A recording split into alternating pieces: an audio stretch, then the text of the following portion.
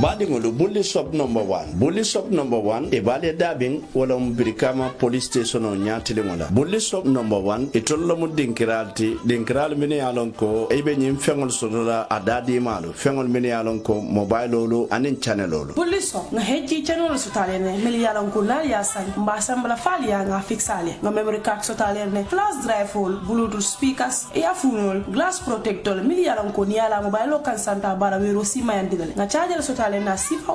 nga flat screen pana sotale woto angambore bully shop imanda wo fanala bully shop ye itel phone sotale le techno phone Huawei phone Samsung Galaxy a sifa aning simple phone mali alon koy battery bu katari ajila wala mtonyati bully shop number 1 afela nyabeti dindale brikam police station o nyatili wala dron na lafta ke katanyo ya wala nyinka mala kakulo ila koto alikumandi telefono la 995-7262 wala 779-9530 Bully shop number 1 Jarama.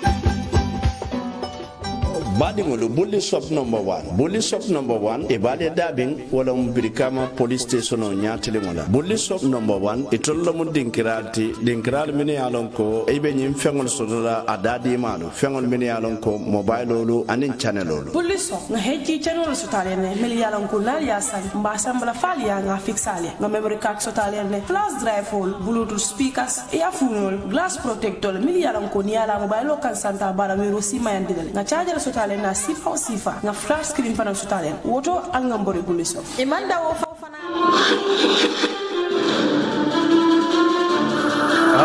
Badingulu Supersonics money transfer wala nata kote kombunam iko instant money transfer ibe Africa daoda Europe US and Canada ise kodo kino Senegal andum fane ise kodo kino Gambia banko kan Supersonics mandan kodi kiyo damman nka kasfa o sangalenne sido watu wabela ane sunto watu wabela nka kredi go sangalenne purale mobile woto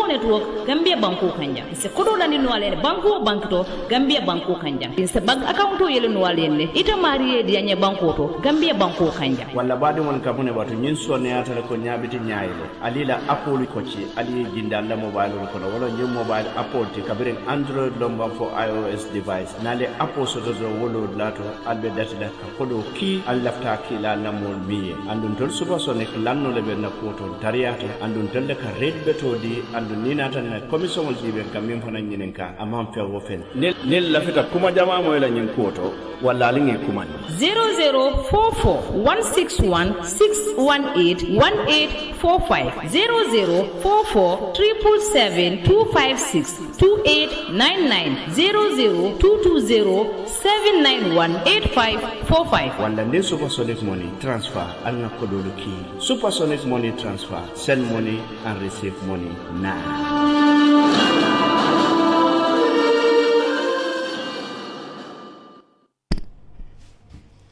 Assalamu alaikum badi lamoy lalo assalamu alaikum badi jiber lalo banko kan anim banko e bantala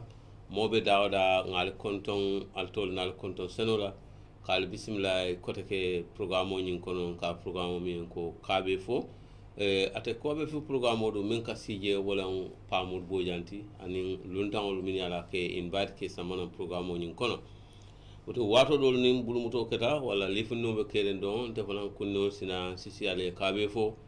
fanan se alfal sammana mi yalon ko ni sidem programme wala jama nin tebe sila kabe fo to jama ka min sammana wala mu ka kenna dina molti ni sisi kabe fo isaje nal sinyo haklo blandi dino ni na balwo kenyala o woton bi ngaluntam baso to jang mi yalon ko sain a manke nyim platform wala luntanti kotake wala kala Sheikh Oustaz Yakub Nyandu min ka bonan fo piran bi kote ko fanan atele nata ka kafuma programme nyin kono jang oto mobe dawda rek alstaram fe leto kata nyonyerande ala hako dani wala oto kalna don mba fara alien ko alstaram fe don meni be banko kan alimine banko bantala bal be min kala don c'est microphone di oustaz la don ani mole nyo kon don c'est ko bismillah programme nyin kono أعوذ بالله من الشيطان الرجيم بسم الله الرحمن الرحيم وصلى الله وسلم على نبينا محمد وآله وصحبه ومن والاه بعد مثل مولو كالي كنتم من بين جيبه كان أني من بين لموي كان بانكو كان أني بانكو بانتلا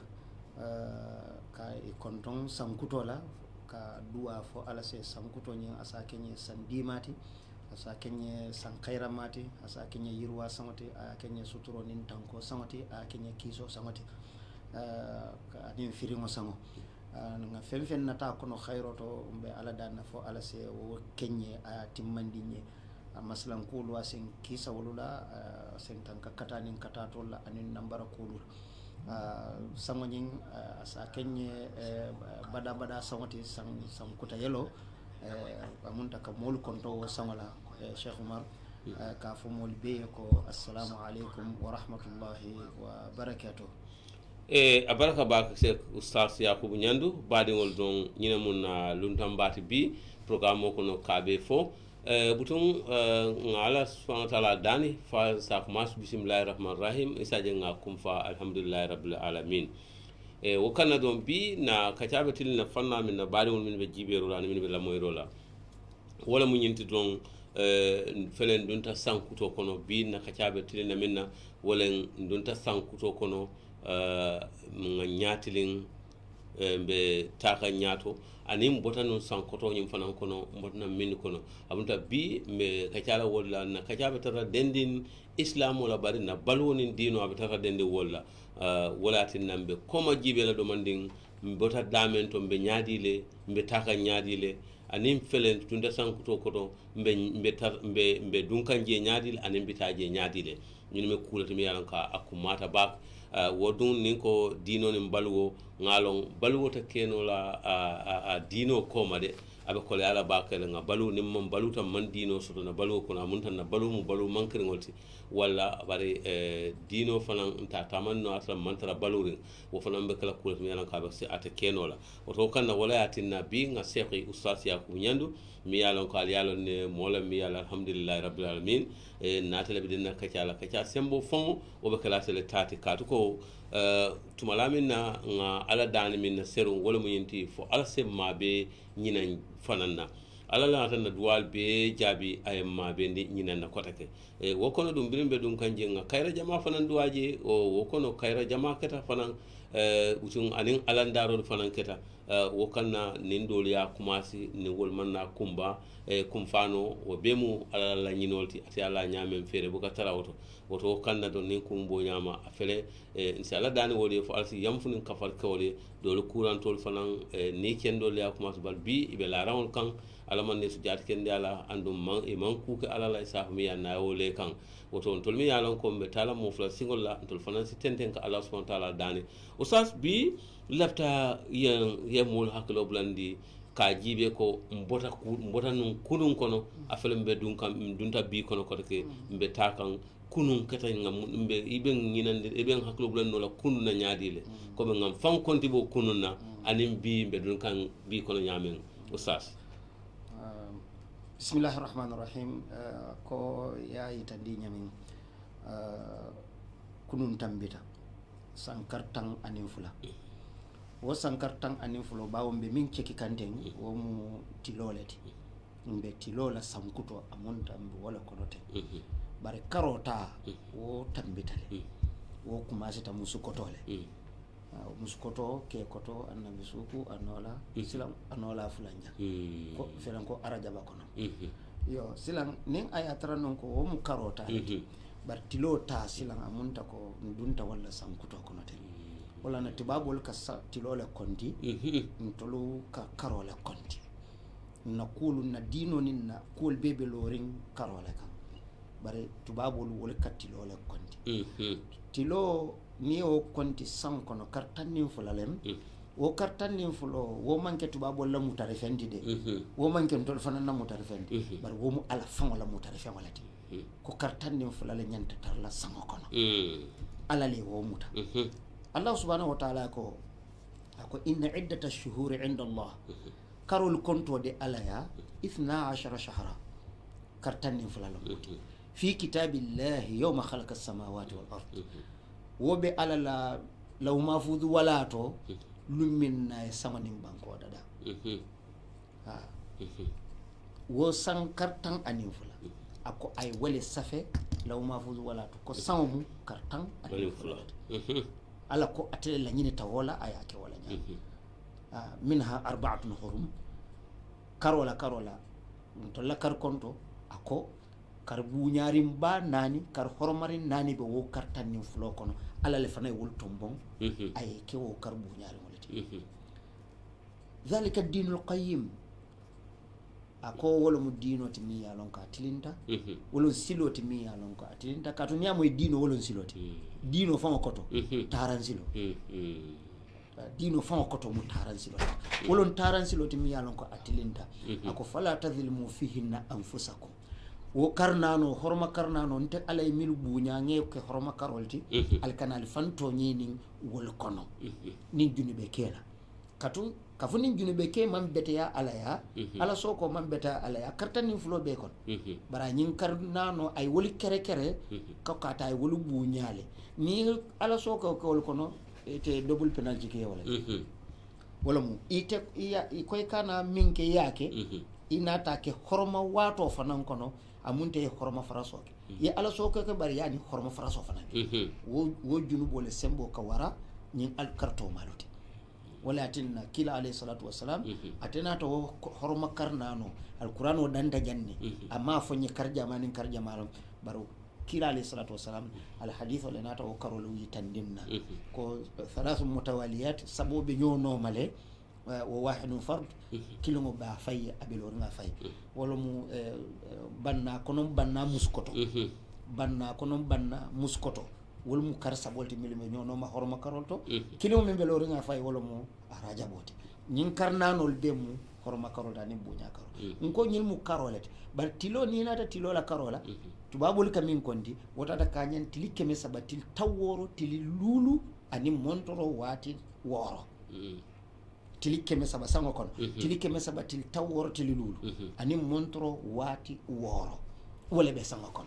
wo wati woro lu min kake sawo san wati woro sidula nani sanjina no kon woro sidula nani abita kanyan na wati mwannin na nefe tilikili mo fela soto 24 hours tilikili mo fela soto wo wati woro tannin fula wati woro tannin fula wo tannin fula fulole ni ka funyoka amunta sanjina ni wo sanjina ni nka tilikilin soto wo wati worol kono na ka futa nyokan ika wala lafa february la tilim wannin seo kan aka ketti sanjinani wo sanjinani february kata tilim wannin konanto arabul ka fole ko as-sanatul kabis tubabul ka lipiya wol ka lipiya amunta ko faydo to nyin niyaji be silan ko nyin ta band bari karo tilola konto aka karo dan til tang aninkilin sango kono til tang aninkilin wala atina ni ndata alqur'ana ayo jibe min ka fo fondinkel min borte tata bere huwo kono ha itata isilanta mulkani imurundi ila dino kan tulli manata alala borte ila dinoti itata bere huwo kono alako falabithu fi kahfihim 300 sinina wazdadu 9 ako tarata sabati tela wo bere huwo kono sanji keme 7 300 sinin sanji keme 7 wazdadu 9 nin ita fasar la ko yelafa sanji konontola hani ay nin sanji keme 7 min fo kuma folo min fo wo mu tilolet o manke karoti de karota manke ta tilota la ya lon ko tilo ka karo dan san ko na tiltandingile sila ni nata wo busa atata fo sanji keme 7 ibe sanji kono do la sotala karo silan karo ta mankita tilota la sanji konoto so sanji konoto ni wala fa karo fanan takan saya fanan be tilola sanji keme sabosite amunta tilola sanji keme saba karo la sanji keme saba sila beti mata yo ning ayatara non ko comme ning nga fanya min sila felem bota wo sango ko tili keme saba til taworo tili lulu montoro wati woro bo iko mobe fan konti bo mobe fan korosi mobe mira yemine ka okon kati jite nyinin ka walale wonyinin karote baye mbota men kon nin tili keme saba til taworo tili lulu montoro wati woro e jite nyinin kalale yemine ka kon ite barata minelaji yalo na programme do ngata ndi ko tolunata duniya jam pour ka duniya yirwandi ale sambana duniya jam pour ka duniya le develop wo duniya yirwando sobe yale moti anin kato anin londi nyino katu ibe fam prepare ala sanji muwan ibe londi nyino ni sanji muwan foloke sanji muwan fulanjango womu amunta ibe tannano sotola womu do ko lete ibe do ko kel wo sanji tannano sanji muwal sabanjango ibe duna sanji taworo kono sila womu alabato ya fam ka funi nyimbe ne alabato katanyo bar pour ka concentrate alabato kan kati kaji ka isa aji ko silang ite be tembo minto e kata alala kam woto ni momo ye fan kontibo adu momo ye fan lonne fanande kato Allah subhanahu wa ta'ala yimina fo ako balil insanu ala nafsihi basira ako adama dingo be ya fan lonne ntengam fan lonne dino solata ala solata ngam fan kontibo fon kata ku fon bikata ni aji be nyin kontibo ntolo mbikam fan kontibo bari nkanyo kontibo man sakundali be kontibo likela sama fela bina banna birin December la sanji tilifolo fokana ta fo December la tiltan sabane kilimo auditor general banko bela auditor general aninga la wolu do kulalu ibe do ko da malla ibe auditing na ibe kontibo la nyinan sango nga na fulo le budget nga keten nga di ministry la nga di bundalu la sira mbe bulaka wolle no ko yado ku nyaadi konti bonde woti ba konti bolam woti woto mbe man na man sakundali konti bola company le ka konti bo bundalu mu mebe ka konti bo biti ko le ka konti bo fiir dulale ka konti bo munatin na silan toltam fango konti bola na baro silan minan to ko konti bo adi jitanyini ka wo fanan nale wo baro min ngake igita nyinen ka katu ikatan konti bo wala alikiyam so ite fan konti bo ime fan konti bo ala wo be konti bo la yela baro pesa ima pesa ala ba pesa lela alikiyam lu oto janni wo lu ngote kasi anyasi bang ye fan konti bo yaji be na sol min bela problème ul sototo mun tole isakate se fam ma ko ne fan jara aka konti bo ka wuli wala kam miliketa wali keta lete bayila ite kala no ke balot bar silang nin ayatrona beteyata ibe falla fana no nyaadi natrono amman beteya iba jarala no nyaadi le yake betemade amunta nyinno mu konti bo daliloti wala na kila alayhi salatu wassalam ala hadith ko nabi ko mo be nyanti fam konti bo la ninti lo boyta doron ifam konti bo kana soma batude katu kaji ko ite katale bar nim fano fanan keta kana tiluboyo batude aje koko ikatale ifan kontibo nyu suta min tambita ngamin ga kon mo be fan kontibo nin momo yaje koko nin ala yente fa nina ayen kontibo nabalwo be aya be tuje bar nanyin sankilimo min bota kono na yen kontibo dam mala korimbe kanala fombe kanala fonte kanala ni ifan kontibo ti balon na ifan balon i min kete alon moy min ka yalon ni abeke tapale yani sunyaro ni abeke albato ni kende yati anin do koti yalon mobe fallonne oto ni fan konti bo yaje koko nin ayatara non ko alante konti bo nyinan sangola nyin sango min tambita mbe kanala fonte kanala nte ba ke ku kan fonta ke ku kan nte be sila kendo kan fonte sila kendo mbe kende asilo kan fonte kende asilo kan mbe kato kan ne ban fonte kato kan nyin na mu konti bo daliloti nyin kammala nin naso min sotota isa kata ya lafa ya jara ye problème o ni bunda jara ina na kende yake ya continent baro anin kato anin sobeya isina asam kato alaman sambana jan sarano ka tulungo wonde de woman siga wala na ala ko afa hasibtum annama khalaqnakum abatha wa annakum ilayna la turja'un so tulunte saranende sobeya len siga ka sobeya tamandi jan ka kende ya tamandi jan wo kontibo wala tinne ko hasibu anfusakum qabla an tuhasabu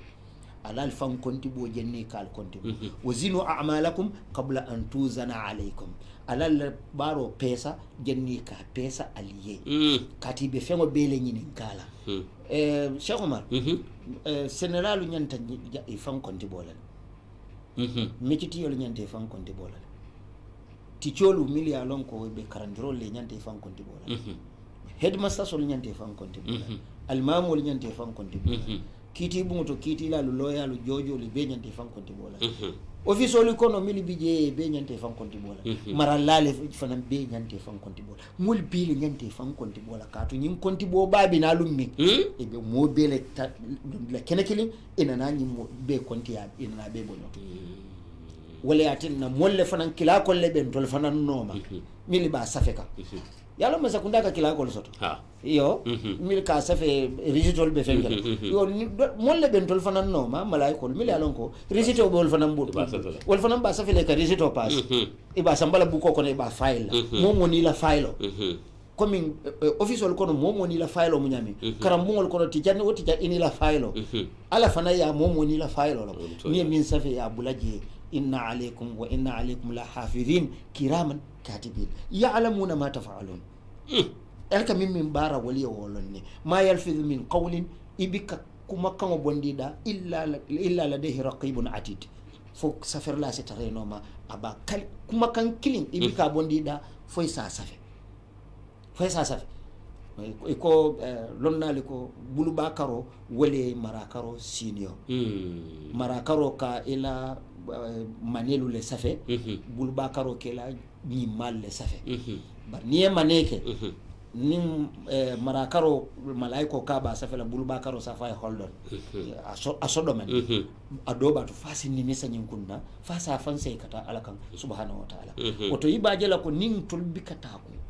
nsaje ko ngam fanse alakan nyin kamala nga yamfo dane alabulu min ketambuli sajin sina ngala hidota ka kuta yandi ko be kende yale tamandi la kati kaje ko nyin sango min tambitaten sanno mi yalon ko ala subhanahu wa ta'ala fem bi jala faylo sila ye wo sango da soran ya faylo da soran malaiko li ya samba itata samba biro batu nyin sang birga abanda sila ya faylo soron woto kakata pour wo faylo kono yekende ma bara je mi yalon ko asiyata wote baje la ko wo kontibo wo min jita mi ngam fan kontibo tolbe masilan wala kono masilan fula hada madi woni be masilan ba fula la ko masilan folo wala mu wo min ke wo dulato mi en kontibo nga bara ni malike je amutata fama muta malo nga salo ni sumol ni badia chokol ni kul bara ni mabe ngamin be ka kon fa mutata bang fama muta malo bari nga junubo le min fananke je fo ala yam futa nya fama yam fu ni malo jemun na masilandati nyanta silan na je min tambita mbi silandi je katu faylo tata faylo ni minatata malo fo busolom bang fo yam folom bang malo jemu masilandati nkami wali wo fana masilandati mun kammala katu mimbe maborin nyeji la nyinoto malo mbe majhulo le kono kamen fo majhul mbe dibole kono ka dibole wali wodi boyte bo wodi bo momo kanni ni mi yeso to je katere walal woto fo kayra be soto la jeba fo tanabe soto la jeba i malo wo fana masila ko woto tolbe nyim masila fen fulal na da sama men tambita am masila ngo baro min keji amutata fama muta malo nyim mato jawma min ketambulu yam fo keta famanke malo wo sama tambita silan kasando min fana wali wo fana masilango abe nyet katu malon alay mim mabo kiliwo kilinaye wo sankuto kono mi yalon ko akanana wote baje la ko adama diwo nin ayatara non ko iye fam kontibo e kajeti nyinala no sayala aka moma koye prise hakkilo to kato ikatale nka ngaje ko nyin sango min bandaten tili keme saba til taw woro tili lulu montoro watinani abota mu be kilinke nale siyoto wodol min ikafo inim man sango ban wolta bandal wolta bandal ila niji o konto bandal ala niji la ka konti ila niji o konto bandal domoro banda jio banda haraje be banda fereng silang niji o bandal wala na wolutata so ntolta mam ban folo ha ntol nyanta jalal ko to alay chansi dina ikamira ni koy nyante fala ya bay akamunta komi ni nyante fala ya bay amunta alay chansi ditela pour nyin kamale baro ya sobe ya imira wo saya mulla bankato ifanan kana tali ta wati te fanan foy fanan be nyinan sango banna foyta banna malon mo kilim malon o te bajale ba katala pour nyin kamala mi yedan nasoto anin katabaliyato sile bu kala katote iwo ke sobe yate pour nyin kamala iso joseno wato min perdita ima ke kuka mi ya lonko amena fa sile bitakela wato le mi ya lonko asena fa Cheikh Oumar nyin wato min ka foten ha akatinya mo jamale bul nyin sago min tambita jama ba wato tinyata je bakele katu wati te yake montro milito miniti tambitela imake kukunna mimbe te nafala imake kukunna mimbe molu nafala dunia isa lonko wo perdita wala ifota wala wo kasarata wo wato nyi milito nyi kasarata atata zero ota hani tela balwo wo milito kon aman nafa soto nin tilo lo mu ila balwo tilo kono aman nafa soto tilo etaye boy iteman kuke woto min be na fala dunia ay ani alkiyam amman tara mol fanan nafa kan birin dunia fo alkiyam itela wotilo amman abiko min man soto abiko min man soto ada abike batude katu contract ko le ditela wato fote ye do ko dila yesasi ye wato dila so wo wato na bandete do ko ke make wato bital wato ni wo banda bandale ila ba falera contract ko bandale silam be adanda janna sile do ko minke nana ngane konto bo ngane jo tilo konto le min do ko akono yajele imam min do ko yale tejo la hani imam min do ko to yemin do ko sile kanejo wala woto pour nin ayatara non ko jor wato jennin contrat ko be banna akata ye baro siyandi akata ye fanna faaje baake katu kila alayhi salatu wassalam ko tiliwotili na bota aka hadama dingo fango diamundile aka fayte hadama dingo ntemu dafem kutalete inni khalqun jadid wa inni ala ma ta'mal fiya ghadan alayka shahid faghtanimni fa inni idha amdaytu lam tudrikni abada so mo tilo kam be kilin na diamundile ko komin ite bi ka moy barake diamundile ko hakilo to ite hadama dingo inte tiloto inte mi wulita ha komin ka fole tilo na be bola akabonyadi tilo na malata militi sey akafutan tolla adun e kamen fo sur'atu daw wala mu noro la tariya ni luso mala je itila malo tak wo kata futata dami a noro ka tariya won tilo la noro la tariya ninga lota banko ka militi sey akafutan tolla adiya lon ne kilometer o konto min be nintilote ma million keme million tan kilometer million keme million talulu wala be nintilote so wo million keme million talulu militi sey aka futanna ase futan tilos wo tilos en diamonde inte mu dafem kutole te felen nata adibe fen kelante kono inte fangolo mu sedoti alkiyama lungo modo se jakandiro ka sa foko tilos sede anyadi nko banko me fon ekata maka wo banko fon be kelo sedo ha banko fon le be diamonde ha إذا زلزلت الأرض زلزالها أكو أخرجت الأرض أثقالها وقال الإنسان ما لها يومئذ ولمو تحدث الأرض أخبارها من ni way mo jakali bi anna rabbaka katu ala aw halaha wala kay diamu to min keta kono ajita fole ite nyinni kente kam woti lo fana ba fula nte kono de birinte tilo nata de ay nyinni kente kono ika wolle bebe diamu la folo nyim konti bo jita sene yalde wala atinna mo kat mobi fembi kanu je wolungo fembi kamabo jandon ton to la kala le fele se dolu maneji no le woli mabo konti bola e naate wol doli jala ate wol jala auditol e na ite wol isol keki nyawnya ite wol fundindi lano asa tele fo sonta ko e wol dolu tale e wol dolu tale rankeso kon bari sina ya nyini nyawnya kalala ila kalala ya e toltano aya filindi kala ya filindi amanjeno nyin kala do sa nyini nyawnya bari alala kala wobi ka fenfi wobi ka fe o ma kana rabbuka nasiya ala nene bikanyina wallumo adama dingo mi ya fantonye junube kela asiyandi jam wo fo se jakale ni ala kitabu wadi ala katu mobe kela kitabu karani iqra kitabaka kafa bi nafsika al-yawma alayka hasiba ibe fam konti bolal ifon kanyante fam fe konti bolal bar ni wo kitabu wadi ta hadama dingo la wo lungo adama dingo mi ya fantonye ni junube gola wo lunga se kawa kuya mali hadha al-kitabi ninna kitabu la ko be nyaadile la yughadiru saghiratan wala kabiratan illa ahsaha domandin wara ma man fentuje aya bele kasabi a bele binde ala ko wajadu ma amilu hadira yemin be bara ya be tara wo kitabo kon wala yadhlimu rabbuka ahada ala dum bika motonye wote bajela ko kontibo jaratan nyele milibe momo yibe dami ala be korosikande marallalu ala be korosikande nafultiyol ala be korosikande lonnalu ala be korosikande almamul ala be korosi kanne qadilo ala be korosi kanne momo be dawoda ala be korosi kanne ila konto bunda abe wala jibe kan abe korosi kan adum fente mabola alala katiba kala wati min ala ko ibika fenke ko inna kunna shahidin istufiduna fi nte fongo musedo tele tumamin eto bo baro kala woto bajira ko ibe ala halato ala ya kala mutale woto nyin sango min tambita konti bo sangolem mbe na manza kundali konti bola mbe na biti ko konti bola mbe fengo be konti bola bar ngam fangol konti bo fana ngam fangol ko fo toldu be ta ku kanne bang fo mbukata ustaz abaraka bake lafta ka wolto fo jibe katu ka jabe diare mbaka man lafka bulaje fang bari tuman do jama nin kacaɓe kerin doron isa jentol so kuwol be alkiyama kuwolti katon kuta je karla annon koɓe ɓe laɓanna guele to bara ɓe kumma ba oustas ga mira ñin kontibol min fanan fo ni ga falinna duniya barol fananna aɓe kummala ba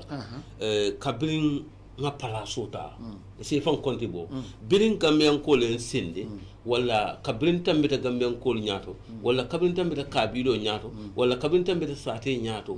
nga munake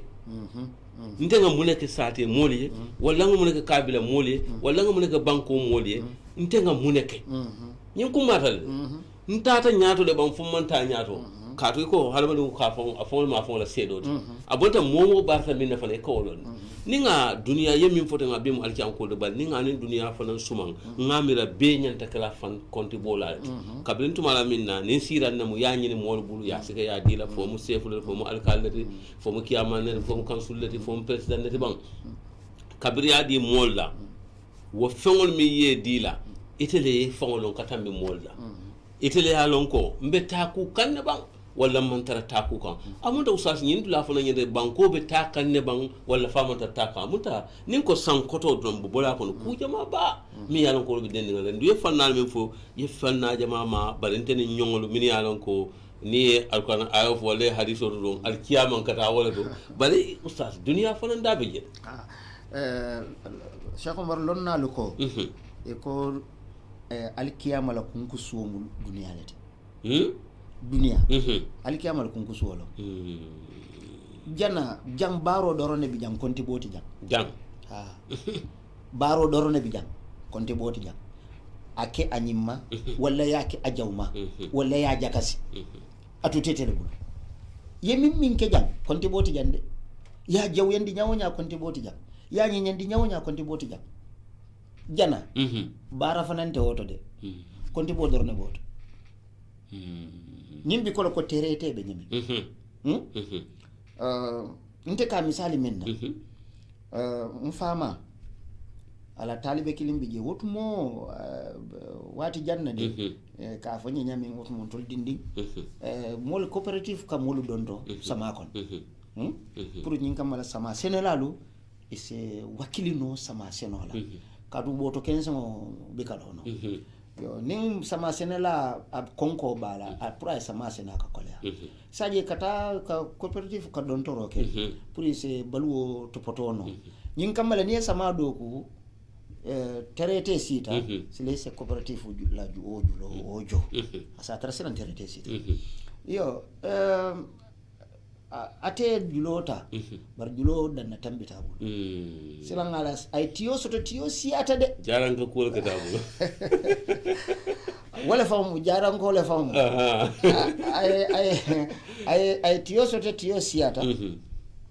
bir nga bita mfama ko ay talibe do bulano kan ko we tadandan katwa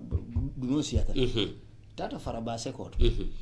ye tiñan tage birin so manda o tia pesol nin tia konkon baskulo birin ya kuma la sutia fi ya pesa la koreta ye kodota ya landi ye kay ko ye buko sabanang ya ele ya la kodo landi ko du jama ba fa fa sewota ina na buko sabanang ya landi biri buko landi kay ngamire julo dota cooperative la ko ha kay ye buko ele ye julo tire kodo banda julo mamba kila ko fango nata balafe ko kati tinyanta je mon konto wo wato ay dala silulo bondi ayatila ko ete famma ko ni wala biri nata danter la man soto jo mfana ta fay ko kari akon am aliketa nyadi to ka kai akai ya tandinnal de bari ya tal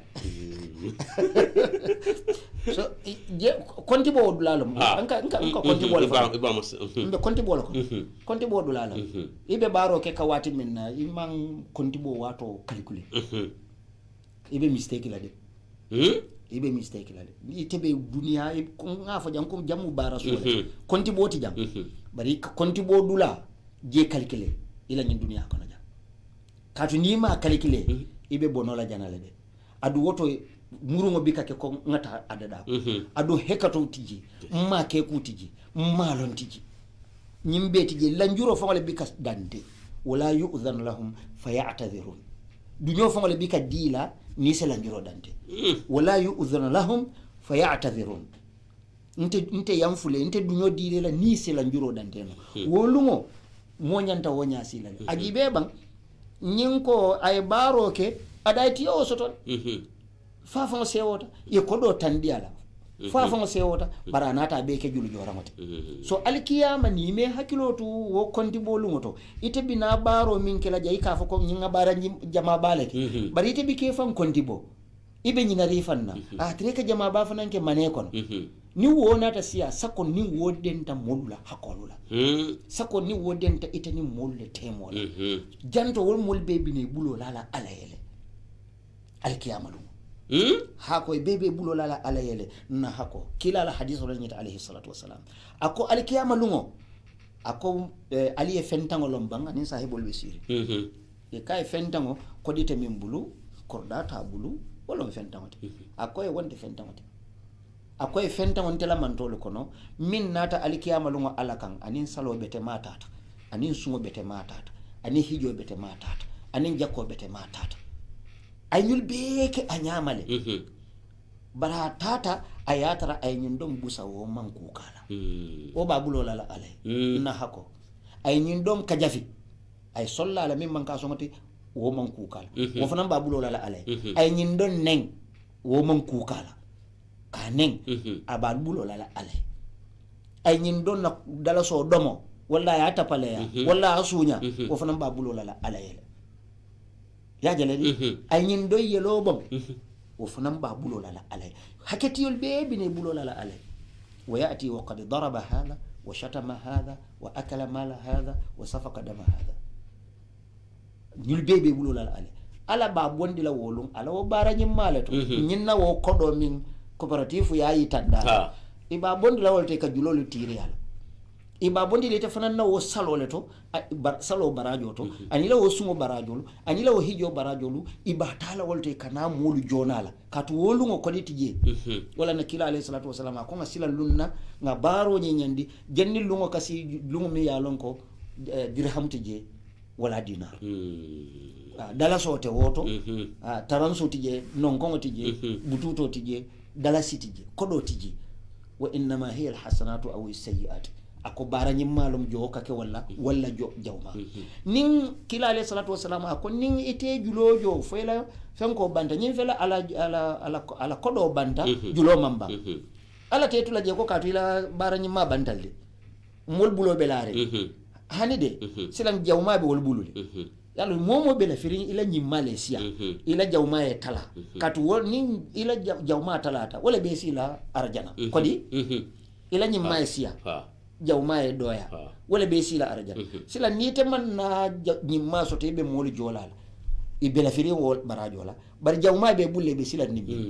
sile ko jawma le tayena na ditela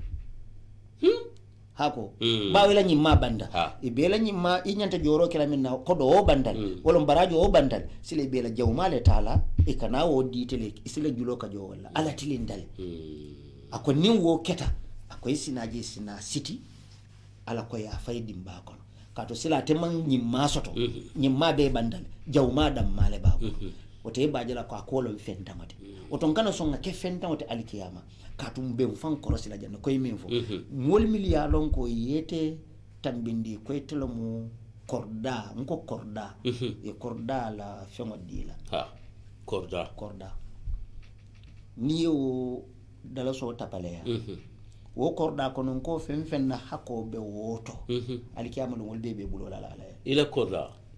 e fo la korda konon ko ila korda konon ko lu ka na korda tolle den tan tolle la korda on fay wulu na fasu bantere mulan sa bari ko nga boxo da korda la boxo sile ko be dintela ntenata dala so tawo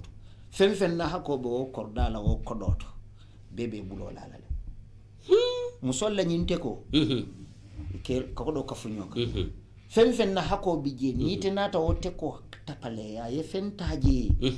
wom so be fen na la hako bije bebe bulo la alkiyama la Allahu akbar nin kabilo bebe bulo la nin sate la kodo lum sate be le jite bulo la nin banko be le jite bulo la so wote baje la ko iyo ngamire mo kilin tata wala soniyata ye korda be tata wala kabilo be tata wala banko be tata wala sate be tata so yimbaji katu nyimbe fen na hakoba bije janton se yanfono nyoyele janton ka kutu nyoyele janton ka nyoma ko enole janton se nyofa sanole janton se hakobo endino nyoy bari kaje nin tata fo intenite be nyaabe jahannama la nyaabe arjana imam ko dimu ka bori fala yawma yafirru almar'u min akhi ibe borle iwulu nyola bakilin fakilin nyola wa ummihi wa abi ibe borle fa ibala ibe borle bala kati ke kungole mira li kulli mri'in yawma idhi sha'nu yughni fen wolu momo min be kunne ko le mira kun kana dinya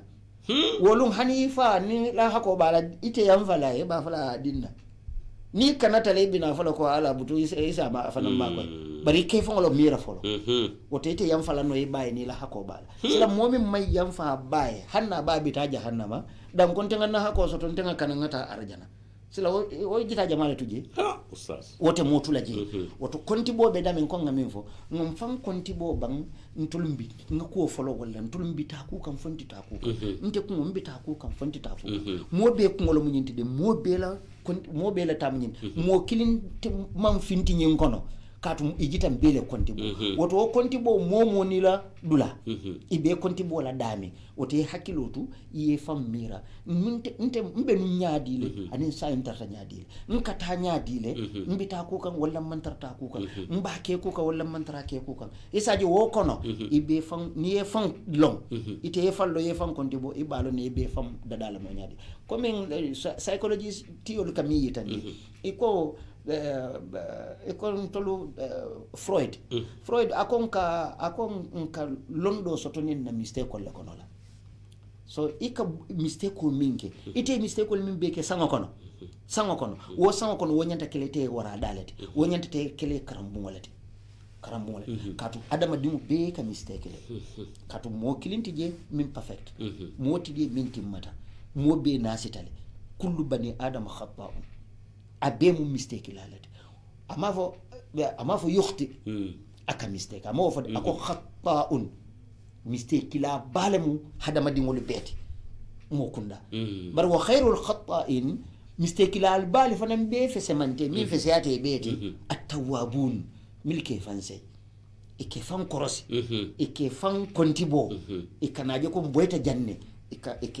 ika sonko make kujang ike fanse alala ise yam fo dane alabu ala sina yam fe katu ninga atron to bika mistake fana inte londo sotola ani de inte londo sotola wala atinna iko at-ta'limu an tariq al-khata kalondo nyini ni mistake ko konola Freud ye ñing misalo di kongol la ay sansangol dada domoro kay dula dot ay bunda lokal so ning belo mata e domoro lo di aka bunda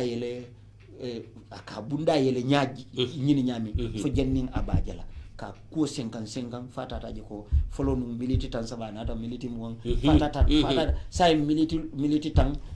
akaji ne domoro lo ta doron akana nay ñin dong ni kamin fofo lawbe chabo yo na yele na wulinde dro woy jolon da yele ay wulinde woy jolon 5 futa do moro sala bika ke akaranda sila ay londo soto woton tolka boy nyamin nka mistake nyamin ka londo soto wala nyam bar mimu tanoti wala mu yiti ka mistake ibika londo soto ila o mistake woto adam alayhi salam nga nena ngala ala misalo dile munatinna ala yam fataye munatinna ala may yam fa iblisay adi be ala soko la galo nga falo ko ala la luwa fula la babu nyinke kana nyinke wala ala la luwa nyinke kana nyinke akoy minke wo ka dadaro leke wo ke baliya ka tinyaro leke akoy kana minke wo ka tinyaro leke wo ke baliya ka dadaro leke bara ke ka tinyaro leke ha yo ko men na koy kana sunyaro ite amira ay sungol da male arteba hana ay mobile arte ay mobile makoy bira konte kana mo sunya ay ndefa nam makoy le de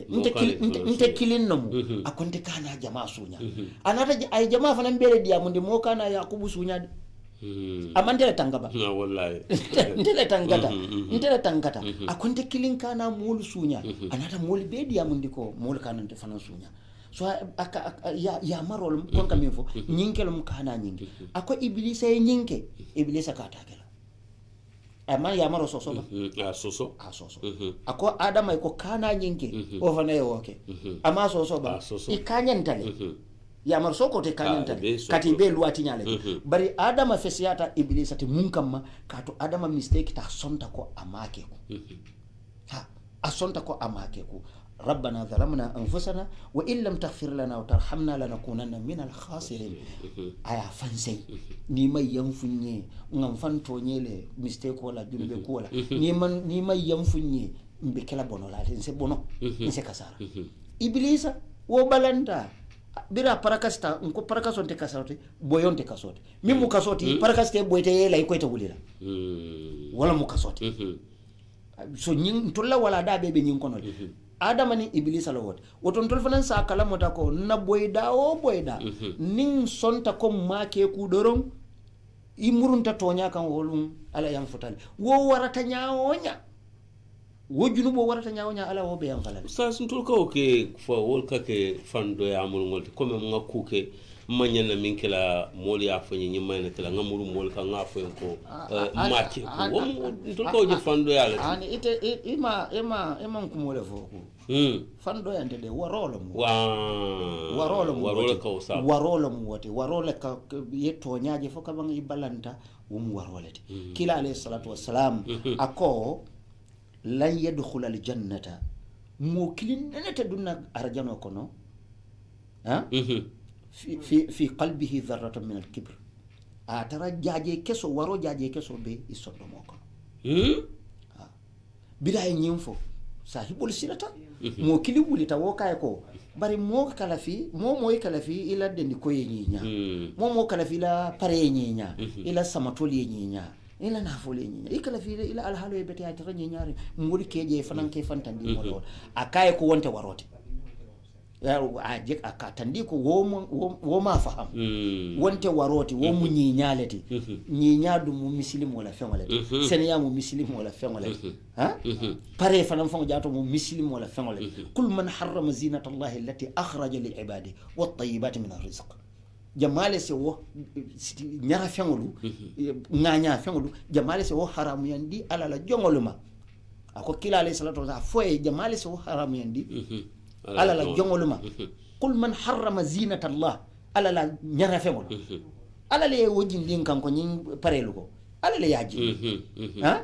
ya bani adam altul hadama dingolu kad anzalna alaykum libasan yuwari sawatikum wa risha ntela ngajindi alla ali salif ngaybol suturala adali se nganya la fana wo nganya rangol wo nganya lati wo munyi nyalati akai inna allaha jamilun wa yuhibbul jamal ala nyi nyatale ala fita fenyi mal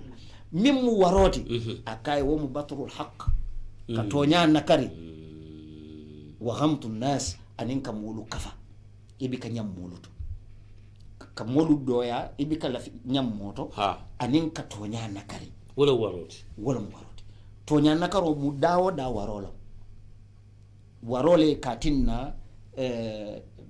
atodu Abu Jahal amandu no muslimi yakon kato birintuma min kila alayhi salatu wasalam maka sirin ko kono dol ko ani Mughira bin Shu'ba adun alama adun ko ani wala be silo kan kila alayhi salatu wasalam ana benda wodulato kila kalafi ani kafere ning maka alifal akaye ko infa fo hani sa wato manne kan kaji ko nte nimmin nata to nyalom ba maka be ko ite mum maka bela hakili male fo kay Abul Hakam hakili male fama ato mu walete de ye wala to lala bara to fo mu Hisham Amr ibn Hisham ato mu Amr ibn Hisham bare makale nata je ko koy nyim hakili sifa bala daimon hakilo le ba hakilo betiyata ikay Abul Hakam ka tola molla man kuto ikay Abul Hakam hakili mali fa malo nyindi bare birnga balanta muslimi ala le silam tonya nyaabe tonya le temo woje no mo balanta wala kila alayhi salatu wasalam wona ta kulli ku ko de ka ko nyim manke hakil mal famati de nyim mu kala mutabalol le famati Abu Jahal la mu nyinde amanke Abul Hakam te de Abu Jahal bara birani kila benta ay nyimbe fo kila alayhi salatu wasalam ako kila e ko ko ila kureta la kay ha akay bari tele nyim bata min be ba nyim be ke kanten ikoy kake pour nin tata alkiyama lungo ala jitete nyine ngale fo ngamin fo ya fo mole la ba jele mu la dewdati akay hako akay ka to fe ala ben lanas alanna ala min fo alquran kon akol lanas alanna alladhina ursila ilayhim mbe moli nyine ngale nga kilariya mol ki min kan e mine fali wala nas alanna al mursalin adumbe kilariya mol fana nyine ngale fali afutandi falma futa ni wo keta akay jande be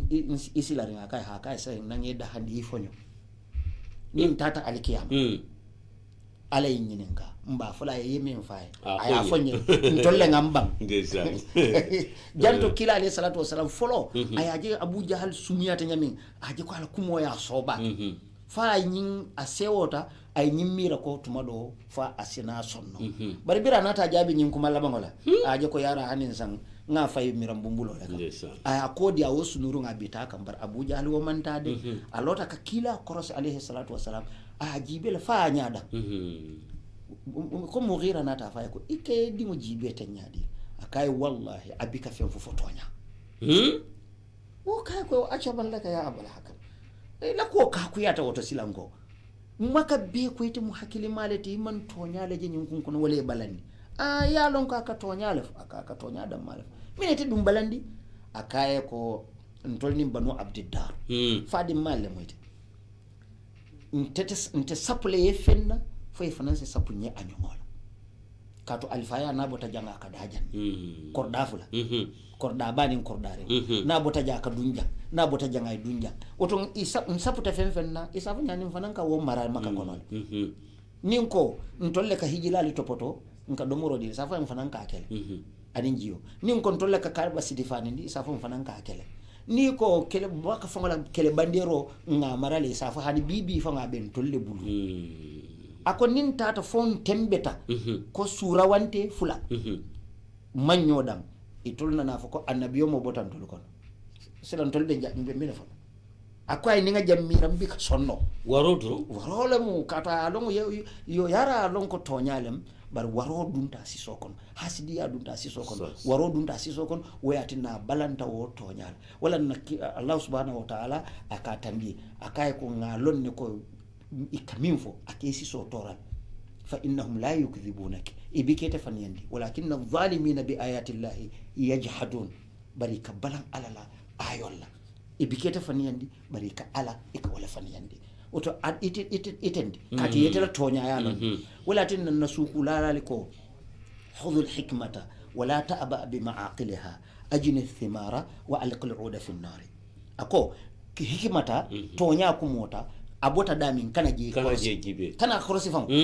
hane kana korosi min fota tonya lo tonyante wo kanyante te fele kati tela nyinin fam mo walete ajine simara akon yiri dingo domo ko tebe sele yiri dingo duta dingo yenya bal duta dingo kati ya domo duta dingo be bulun dingo min bala ila mi sola be o bala nano yo fay dimba kono duta dingo tebe sula yiri dingo la yiri dingo domo yiri dingo be do ko min bala iman sola wala tebe sola yiri dingo wala na kila alayhi salatu wassalam ako al hikmatu dalatul mu'min hikma to nyakumo limana mola fili fengolo mabe minyini ka aka wala nyini a fili tala abanyini ka anna wajadaha ayatara dawoda fa huwa ahqqu biha tele hawla ma yatala ila tura fili tele banyini la biri kama kon imaje tata foka futa ibe moto ko ne tata tura je ka futa sila den newal fay ba wala ko nyanta ni jela biri kama le bari maje biri kama to man tatal ibo wala ba ite tura la fe ko ibe jila moto ko ne le tura mute na ite ba nyinol la so limana mola fili fengolo mu tonya ko moti wala na ala fengolon tonyati ni nakaro tonya nakar do ka ala fengole nakar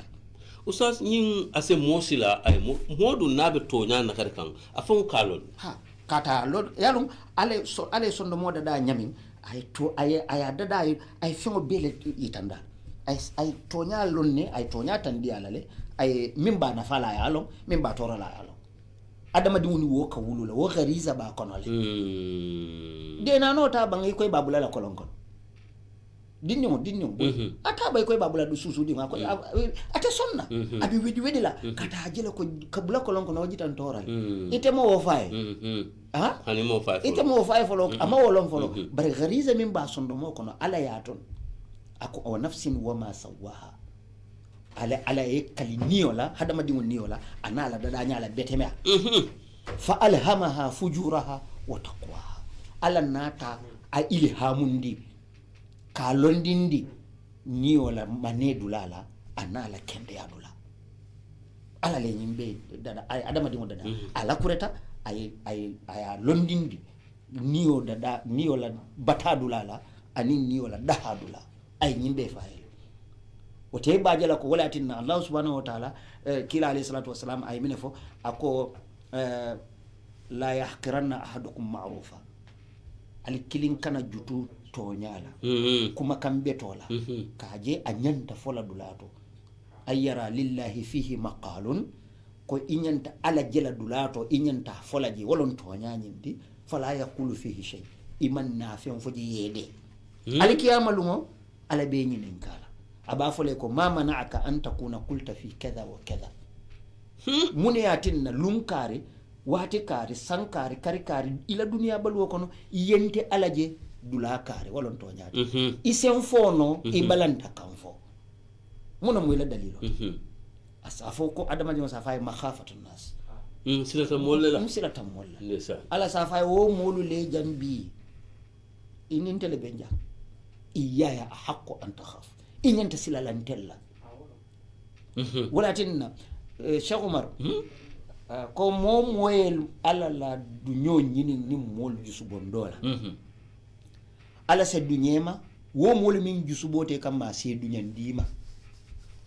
isi momi ye ala la dunyo nyini ni ala la songo ala dunyo moma ka dunya moma ye wo nyini ite be solarin ala la dunyol la ye wo nyini ni mol kam fandola wala mol la vitamine ani ala la vitamine mankiliya ala la vitamine ni ye wo ke wala be ala dunyandila wobe mol kam fala mol te la fila wala mol la vitamine ala mal la fi wala ni ye mol dunyo nyini ile vita mol yeje mol ye tentu yeje ala jitaju suboy kamal bari momo e ala la dunyo nyini ni mol la woju subola nano moli be kam fa dunya be kam fa kam bari ala wose dunya ma ala dunya tema aka wo mol min kam fa te kam ake dunya ndi male nko ate isondo mo batelo bulu ya muqallibal qulub atela ka sondo mo yela ma abe sondo mo yela mandila dia ko ya be bulandile no male ibe sonnema ko tele be toñaka bar nim momo e ada sejo baraji bala asila makamo tikan ayeke bunya moto dunia ayeke bunya moto alikia bar ni ala molla dunyo nyini nin ala jusubon dola nin ala kam fate kam akana wo molle fanan kam fandi kam sile ni alande ini molo ite ka tunte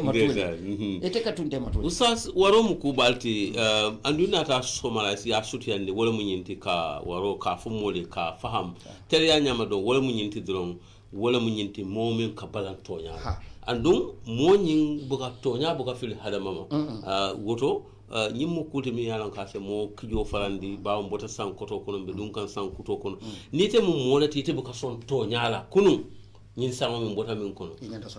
iñanta sonnal de sayga sankuto jibe bang ite buka sonde bari yalo ñina mo toñate bari mi fele sayambe sawun kan sankuto kono iñanta sonna toñal yalo fan konti bolem biri fan konti bo yaaje ko kontera wo balong be buna yara be kake dalila kan to sile iñanta falinal konti bo nga foko aka kewo dalilo kam pour ise falin ila wo falin o ke tilindi min kan wala mu nyinti ko ise fam makoy kati te tula jam ikana tale ikata damin wala kum mayata ibe damin jam ko min ka jammi fo jammu tambi dulalete sabati dula fango wala be nyate le wala so jele kum mayata wala tinna pour nyin kam malaika na ke iblisa sifati iblisa bira balanda waroyata silanga balanda manson ala kay ko to silanga funti aya bay palaso to killing anata muronga kay wa inna alayka la'nati na danko na nema jamfo bela fo jenni alkiyama lo mate wo kola alkiyama abina kala dimba dum gede woto nyimmu ka wandoleti adama dingo mum be wala yatin nan kanyi tandi ko adama dingo anyanta hakilo tula baake ay konti boke ay afan korosi baake watini wati ibajal ni mol kenya jibe bi Cheikh Oumar e ka fa ko foy malla alkiyama la ba wallahi fan konti bo bali alam fan konti bo bali alam ni adama di ka fan konti bo wallahi kenya be kenya ta te wokela hana te wokela ni ajen kata ko ngamira konti bo le ben nom ha atondi police be lo risilo kam prumu ka drive lo konti bo be konti ko kan tilo ka ko kana minci ikana woke isi taku ajibe bang nin ayata ranun ko misali fe moto min ka motan nin nanita abe bola berkama beta pira iko police te siloka wobe mo wanyon sambala safuko ali katali nyoma koy akafuko ali nyoma koy atara mbika nyoma koy nkatele makoy ate batala makoy ate bole nyinoka kato nin ko nyoma koy oto woldol manya fenjola ni nyoma koy bari ni nga nyoma koy ni kundi nga overload ke ito kana te jole ka jole abika walla ko do sendi oto nkatele makoy mantra nyoma koy kande nkatele makoy i fenkilim bije wo ke fatu wala mu nyinti ko ninte nga baro muta luway min tandi moto luway min tandi ninte nga baro muta hani sariya moto ninte nga wo mulu dundin na moto kon ni sartitale dala si tanni lulu wala dala si muwang ibole dila na nyifu tandi ku dula kare woto biriya dundi abe woko do jola iteler iye duno tale duno be wola itile marata la tankola fu jenni ba futandila wodulato nay problème o soto ala tankola karola sako ni wosunta itela isalon konti bo be mi alon ka warata konti bo be mi alon ko awara o te ba jela ko ni momo drive o be wo long jannim base ni moto mallo silo kan at overload kati ba jela ko ni aje moto dandi mota nen nani pour wo ka bori wo problème wolle la wa bar ni as adanna tambini wo problème wolu ite fantankala no adite ba jela ko nyulu ni yo bentele bulu bi ntele be karafarenga la fo jannim be futandiku ela tanko bentele bulu bi ni mbe kanandila kakata ni futandiku ela futadulado woto nin ayatana no ko woduno wo miro be drive o ko aka ala korosi je ko ala ba korosi ka wo ko konole o ba hakilo tulale hannim basse jandim basse police tisilo kam wo man ta problème o soto bar momi yalon ko wobe kodole nyini kan kodo doronde abe kodo e siya bole nyini kan min dol fon se si moto kun kan abe sindila jele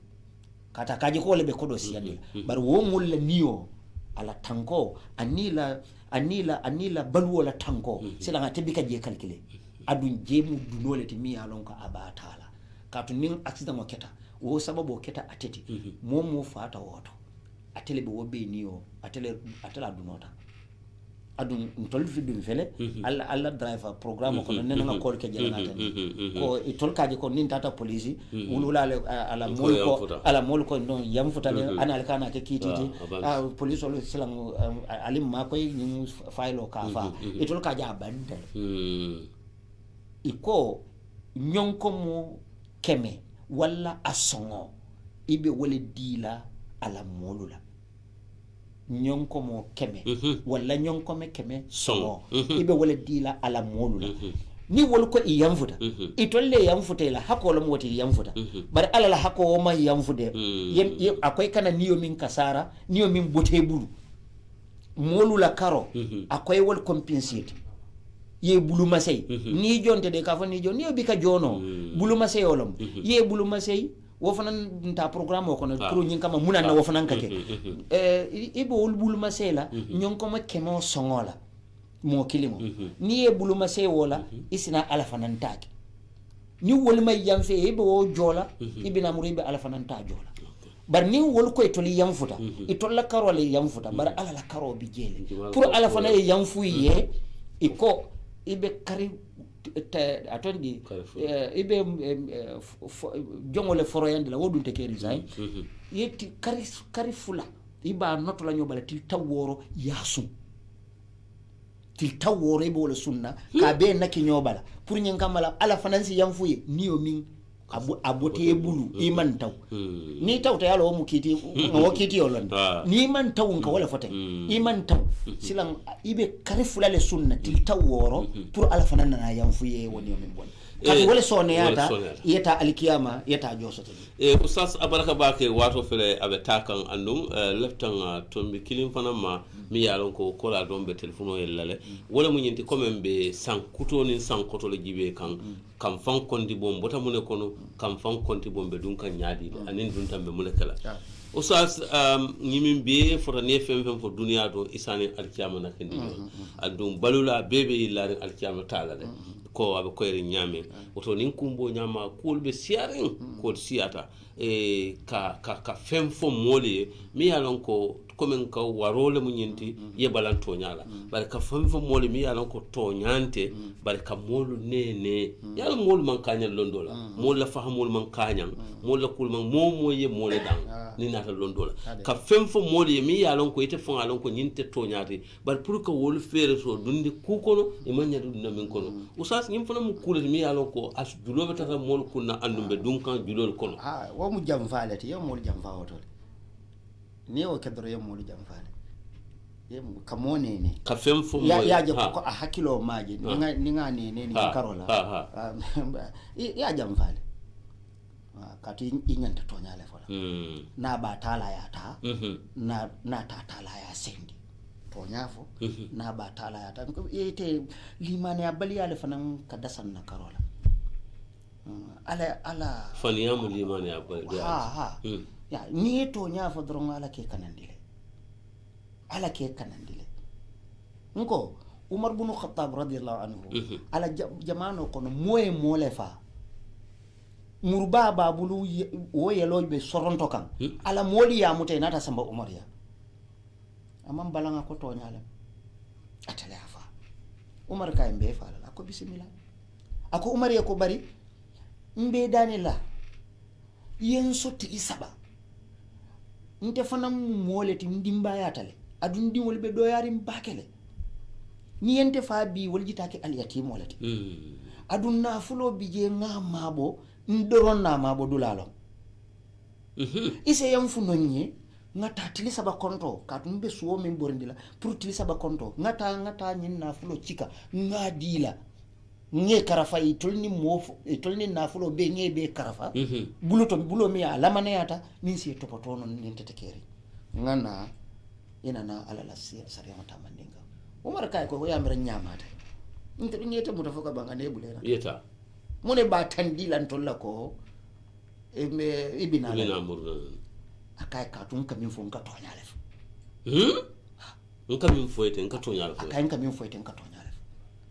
umar kay nta tala fo ni mo soto min be garantie ay molu kono jibe a bulo chodi Abu Dharr al-Ghifari akay ko mo kende balmo akay nyin sen garantie no le umar bin khattab Abu Dharr jibe akay ko iba isa garantie no akay haka nyinga garantie janji bedi umar kay wallahi kalta alal nit ñi manna tilisa bo dafa aman mbe fala ntila place o jibela kila ala karola alayhi salatu wassalam mbe fala akay nga garanti ako fondinketa ta til kilo band te fulo band til saban jango e salfana sal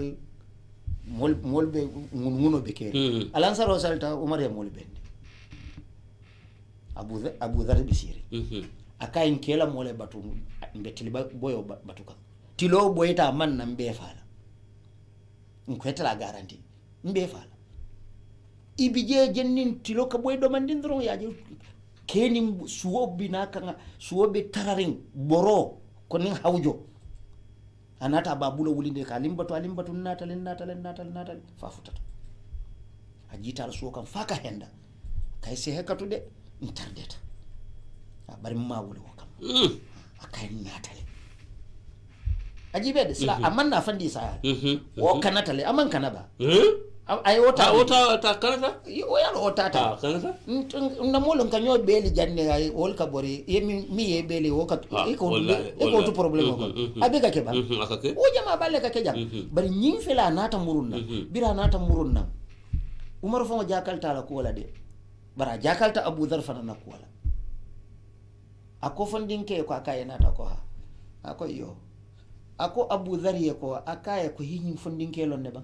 akaye malo nene maje fan mbaje late mine bula garanti la saya be dami akaye katu ngatonya le sute abala ndesan ngatonya le sute abala kaka minfo akatonya le wala nan son tanga garanti kili fulan jango ay jamaa benya kono jibe jam a jikitanna ala tanna ala wajji ko malla fi ngotinya ala jiko malla fi ala jiko tinya subhanallah katu jikitinya mambete wala tina malla fi kala jiko tinya akayo ay jiko min ken nga jiko ba fandi ngatu nya suti ya bala malla fi ngala jiko ay jiko min ken na malla fi ngotinya birintuma min Abu Dharr ye nyemfo mol min na hako babala ko nyanda faala iko umar ya wallahi yamfuta fondin kela lahidi timmandura anin Abu Dharr fananna jiko mafa nyim anyinyata le fala nyinyama dandula soto nyimu karanda balti anyinyata fala nyinyama dandula soto fondinke akata ay la hilo timanda nata ako Abu Dharr al-Ghifari fanan sonta aya garanti ko kato ajikita lale ala woji ko timmandi aka ala moluko furela moluko ntoli yam futale Allahu akbar Umaru ko nyinno mu misilebe yati nyinno mu dinoti nyinno mu dinoti so ibaje la ko konka min fo samu min nkana kande ale min mabo nyije malo njita tere wolale bari silan tolbe monekela ntoli min be mako la je wala min tambita sango min tambita sala ntoli be katala ka wala jose naso mi yen soto jimba katala ka wala jose ngamune fo mam min ci wo kono nasi wonasi na yen soto ala la karola mfongo la karola mol la karola katu nyin hakke sabanne be keri kila alayhi salatu wasalam ako inna li rabbika alayka haqqan wa li nafsika alayka haqqan wa li ahlika alayka haqqan fa'ati kulli dhi haqqin haqqan ala la hako be kanne adi ifango la hako be fan kanne adi mol la hako be kanne adi haketiyo be la hako diya woto silete be fan konti bo kan nyinne kono nin ayatar ne naso soto je ala la karola sile hakilotu wo mistake ko kane soto ifango la karola woto hakilotu wo mistake ko kane soto molu la karola hakilotu wo mistake ko kane soto sile nyaati lin daminna sila munta ale chance dira pour ise fan jose ise fan jose e kaje nyimmin mbina kan kila alayhi salatu wassalam ako igtanim khamsan qabla khamsin ifan nafa kululu la jennin kululu ketara ifan nafa kululu la jennin kululu ketara ku folo shababaka qabla haramik ifan nafa ila fondinke yala jennin koto kana kato ika ni ko moko ala moko ko alama ni sol siman jate kendal ike fon busala foy ka tirdi wallahi ibe la firingala adi malon ko ni o duwa jabi te jita kotola fondinke ya sembo atata utake mun nafa koti ake sobe yati ake kuti min beta nafala abe molu nafala hanni kotota ise baluno inila wo fondinke ala katakwal ikana fondinke kana tulungala kili fulan jango ako sihataka qabla sakamika ifan nafaila jati kendi ala jennin kurango kan hayka katu kurango te bayila madama be balurin jati kendi anin kurango la woto ni be jato be kendi arin ifan makoy ye fan nafa bara kendo la mimbe nafa la jennin kurango kana katu nin kurango na tete wolkeno saban jango ako hayataka qabla mautik ila baluwo atopoto jennin saya kana kato saya fanante bayi biri balu ta foy sefa woto jenni ka faynyante mbimbe kelake kato ne saya nata wo be sambala murun blatiji ha ni ko alay ko nso militi killing kalla innaha kalimatun huwa qailuha wato mimma keku asafo laula akhartani ila ajalin qaribin ni yang bukundi do mandi fa saddakan se sadabo ngakku kendo siandi wa akun minas salihin sike mo kendo ala ko wala yu'akhir Allahu nafsan idha jaa ajaluha woto ibajela ko ifanna fayla bal wala jannin saya kana nanin jango faragaka qabla shughlik ila firiyo wato ibi firirin wati mi ku jama'atu poto jannin bisiyo wato kasi katu ni bisita itina wol kul keno adun jang kila alayhi salatu wassalam ako ni'matani maghbunun kathirun maghbunun kathir fihi kathiru minan nas ako nema fula be ji ala la nema fula ayadi hadama dingola hadama din jamaa ka bono ala le ibike fanna fala ako wala mun as-sihhatu jati kendiya wal faragh anin kenseya ni be bis imam bisi wati min ni man trabisi re ibika ke fentu min be na fala ikataranya na rin jati kendiya ikataranya na rin hadama dingo jamaa ba kataranya na rin wala yatinna hadama dingo ka alanyin kila alayhi salatu wasalam akoy fanna fanyin bel oto ibaje lela wo balu ani ila ke fanna fayla balu wala jannin saya kana ifanna fayla fondin ke yala jannin koto kana ka to jite nyinin ka nyinne la alkiyama longo Cheikh Umar nyinin karin woro wala be hadama dingo nyaato ni fata lummin ani ini ala be nyojela lummin woro wala sabo ka ke kaburo la kono ini malaiko le ka of face ini malaiko le wobe ni malaiko le te woto kana foto ko malon de malaiko ngani ne fani binna ko do ko malaiko bi kala fi ka fo malo aka malaiko kan fa ba kele de aka dimile de ni ko malaiko ye malon kaburo kono ike busa marto minna ake karkulo lebe soronyo kono ay jindi fo banko fata woro wala banko ye podina sa fa la daraita wala talaita ite malon e manna jininka ibi kala fi malon kila fo jibi alayhi salatu wasallam birin jibril ka iqra karanga kay ma ana be karante manke karanna te man karama ay mineka ite bi minele mankara malay ko bikala fi ñin nam malon akadimi akaya dama fa dammani ayin dete ako fa i camera a jusobe funtila ada kono akan korol kono fa tarata bulu anata nyor akayen koy karam si ñafula sabanjam akonna aka kono fe ko nimman fam fo ya ben faala aka silan inte ngam iko ngamune karam wata ngata fa ikra bismi rabbikal ladhi khalaq kata fo ayo dan bla uti bajela ko nga woto potoja nin kari folo imari mu jamalti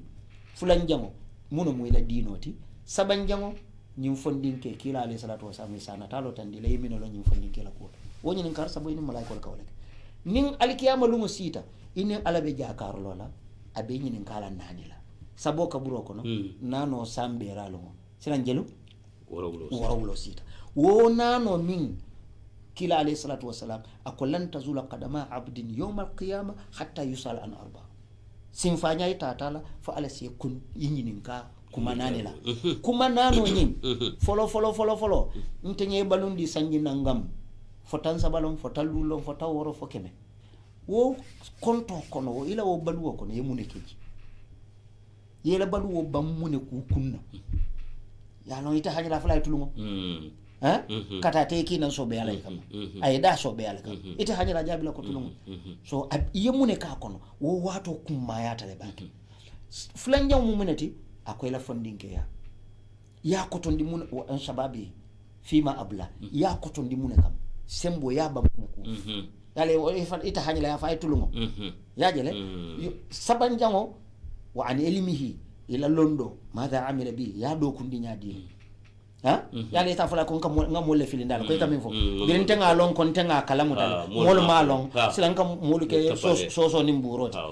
nke ke na soso ni mburoti mam bala fe lonna nyanta ka bala fa lombalo yele ko docteur ka bala fa kuranto e nyami amalon bala fa ya nene ya londindi ya fahamundi ya karandi inganta bala fa la yele bari man nyanna wokela chanceti ko ala lombalia ka a détourner ka ke ila soso ni mburoti ka balwala wo man nyanka ke madha amila bi wa ilmi madha amila bi nani njango wala mu wan malihi ila nafulo ite dalasi soto dunia kono jam ala be nyini kala bela ya soto nyadi ni wo seneyata e ko yaado mo nyadi yaado mo nyadi ya soto nyadi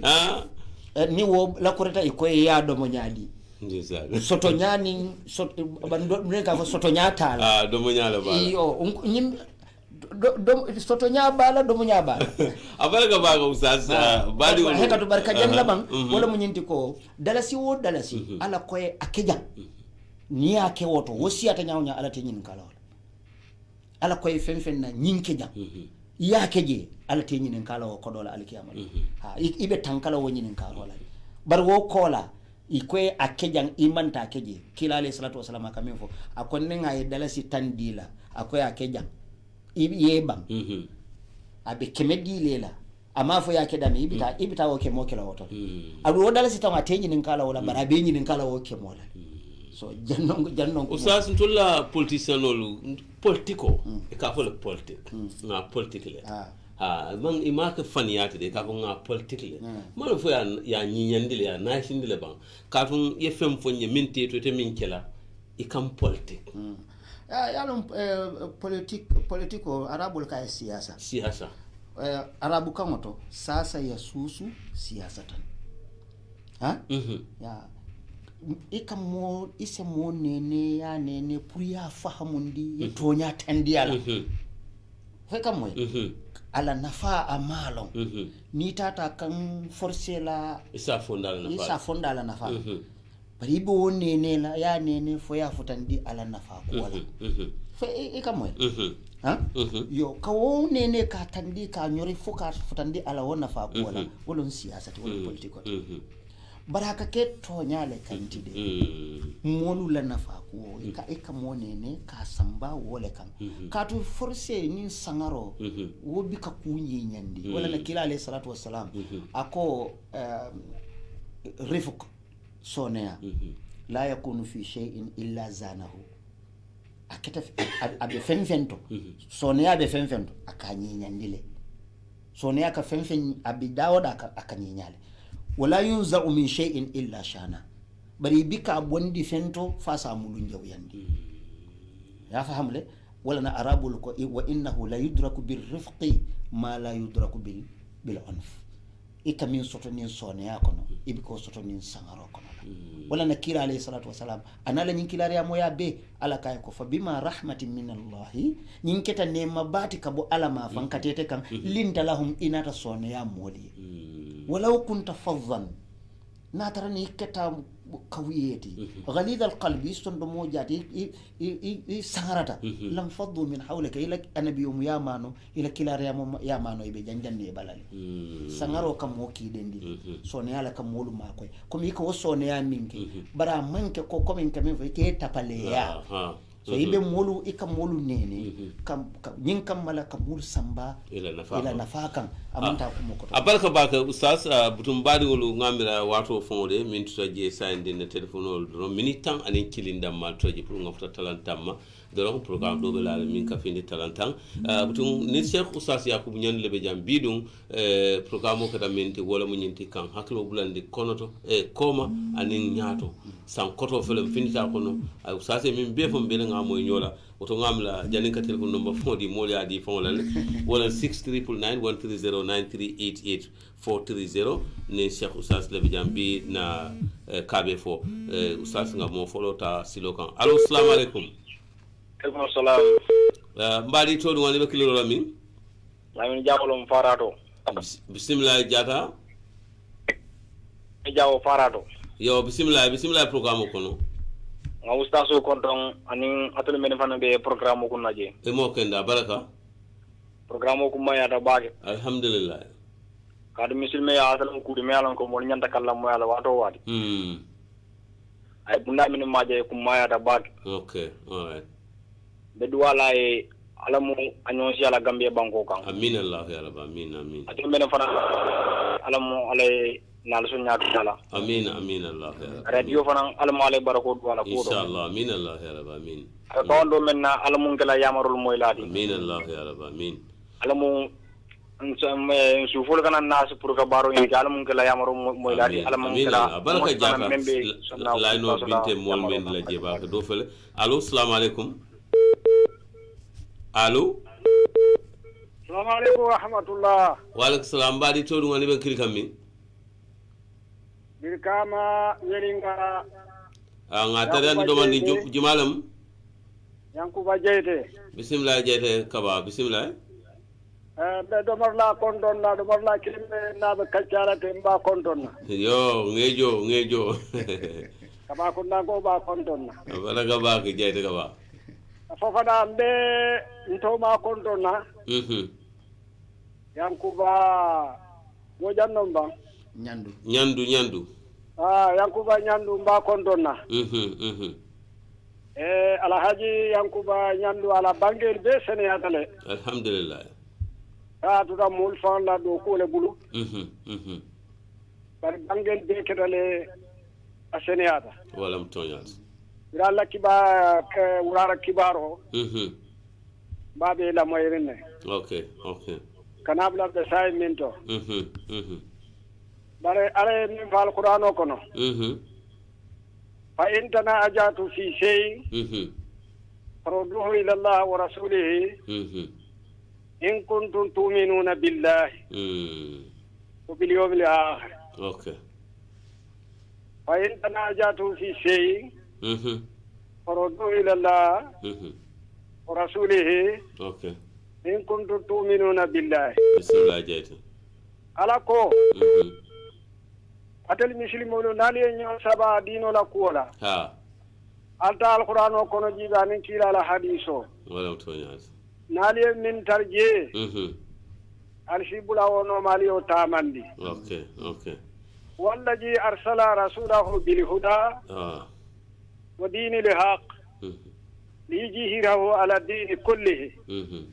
walau karaha al kafirun okay nimu kumala de mi yalon ko sahata mo min be wuraro ali min be bange banko a molu la daji ko a katara la ne okay Senegal la daji ko la ko tamandi nya anin gambia fatatale abaraka jete dobel silo kan o fananta molbe siare mbakere allo assalamu alaikum allo assalamu alaikum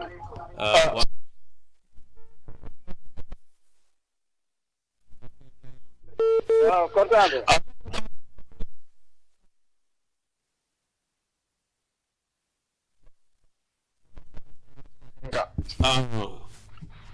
nañu nga folo wolam ko ko la mission may ciow comment ko la grisa muso sa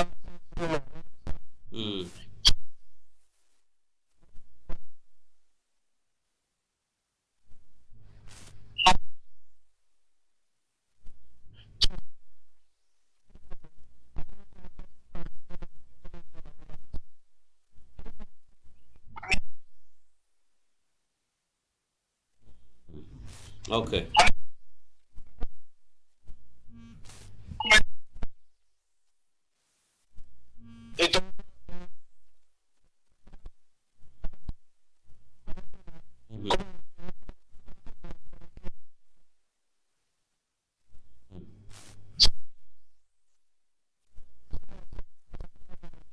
okay abaraka ba ko nyimbe oustaz be jabiro ko nim programme o pareta oustaz nga commande la ta nim pareta do sa ni be soro di sa ko allo assalamu alaikum allo assalamu alaikum mbadi kango ci kandi jumalam ayla do lamin jallo okay lamin Allah ka ta ku ma do abaraka ka ta ga gaskiya lamin mbuke moyde yo sa ni certain ke moyde ba ya fudu mo ba mo ka ja ku ma da yo so bi ba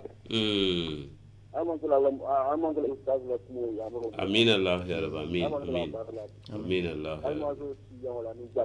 amin e do fona be silo kan o jibe allo assalamu alaikum wotata do fele ngaw ci ka allo assalamu alaikum wa alaikum assalam bari to woni be kilo lo min Ibrahima lon tanya Babylon okay Ibrahima Omar naam Omar man te kaye mo biyo fo teode alhamdulillah wallahi te hola ko a kontano ma so ma wallahi ala yalo kilalo billahi tonya kan foka dua fa modi dron fo ni radio bo ala ta kamba nyaato amin allah yara ni radio bo man ke politiko dam man pourtant politiko dam man nga ala tentu baake wallahi mo be dua gambia be dua fa modi wallahi fo ala ta so nyaato tala amin allah ani lam moy al mo be ala ten kan kata ni kata to ma ala amin allah amin te hola banke sahiyata kumayata diata kala alhamdulillah alma be kala baralati amin allah amin baraka baraka do falambe silo kan ngajube allo assalamu alaikum wa alaikum salam Cheikh Omar naam jumalam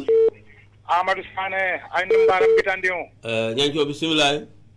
numbara mo kende afo ustaz nga tentu nga jeyi abela moy kan kuma min ka bona ala ya kana adama diwul kan wo mu qur'ano tani adama diwul lon de mil sadin tolla nga balwala walam toñaati a foña nata anna kumaya wala mo muslimo liya muta ya bara mina mun nin ala tema differenti woto ya mota siala wato banta ka ustaz tentu bake fa ala sa so jaati kende ala amin allah ya rabbi abota momin bala to sobito la le nga fello ngala ko tole wodi wonte kenu la caani moti inshallah adun l'islamo nyanta kello to nyala kay ya bara bawo l'islamo fo jaato mu to nyaal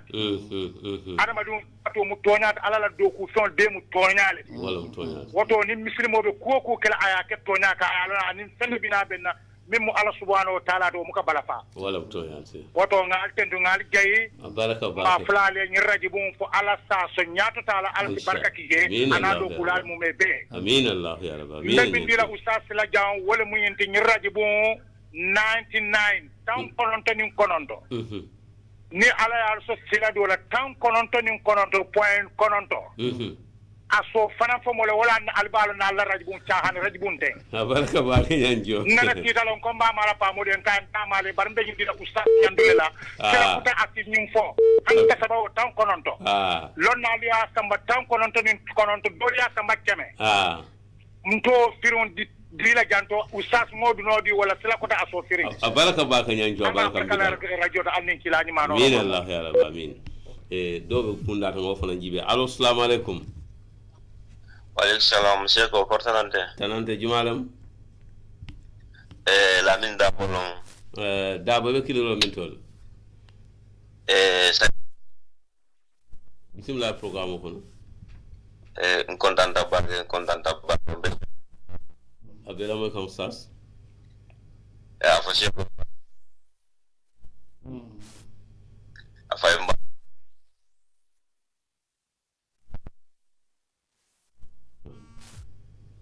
Nye kontonga pirang molbe besamo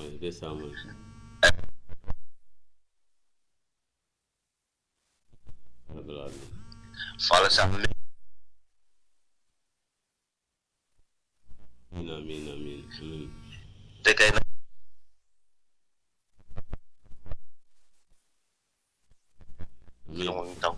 baraka aya me nyaato alma bi nyaato baraka bani amin do fana be bunda to ngawji be allo assalamu alaikum wa alaikum assalam wa rahmatullahi mbadi tolu woni be kiliro be salamu dembo sawan bi kama jalamba dembo bismillah programme kono be ya ko banyan ndu konto na bak be moy kan kala moy kan do wala simani jata kan yalla amin allah ya rabb amin yakuba mu katala balati mo moni arabo karan yakuba ka fo nyame kama nanya babu ko fala na tentu ngaje baka ayante falon baka tonya law naga siasa fana bambanto la karol baka arabo la ko ay fahamu so do baka arabanko sofi ay fahamu so la ko tonya tas dimbo sawana bal konto na baka baraka do fana fila allo assalamu alaikum allo assalamu alaikum wa alaikum assalam badi to dum woni ben klikam min tom ya sarante defa okay amba ustaz o kontan na baka ustaz be moy kan me duwala ala mala so si jala amin allah ya rabb amin akuma sahayata baka alhamdulillah ay kuma ken hoje o hakilo bulandi pamon fa wala nabe programme o kono dolu ka kolje ka faye ko ila radio ta follow ka kamfe kam mabake tay nga tonya jele desa wedde so kam na wala tonya wala baraka ba dulo anin londo ni ala men kala fama ala ma ala riwa amin allah ya rabb amin baraka allo ajinin kala ni foka fo ila ni modole hatu ni ya fontana lemban fotanende afo comme nurmen na sankudo tabita ten afo arusi hatu ni ya okay baraka ba nga kumani la fulam bolta la don c'est programme lo jawar do sita allo assalamu alaikum alaikum salam sai umar jamalam karfanin jayi yan jali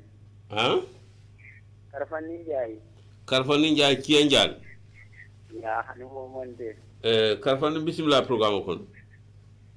ndi se ko kondo na baga mi fona mo wala ma fa ila karfani e kondo baba ma ga mbala moy kan abe moy kan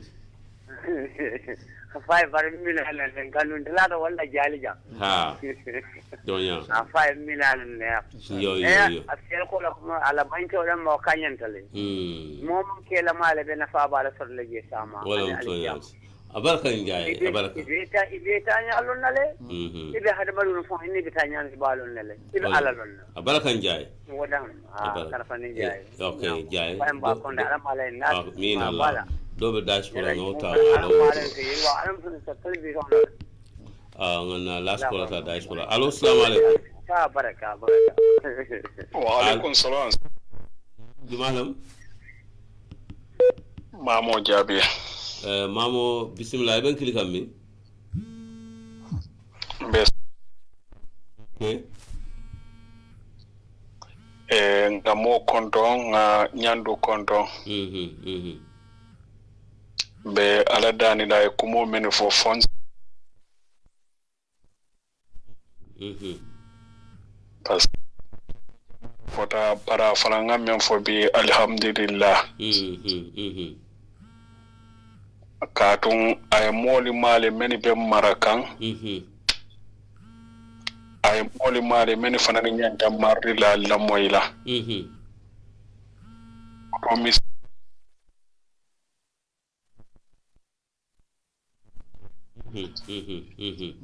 woton be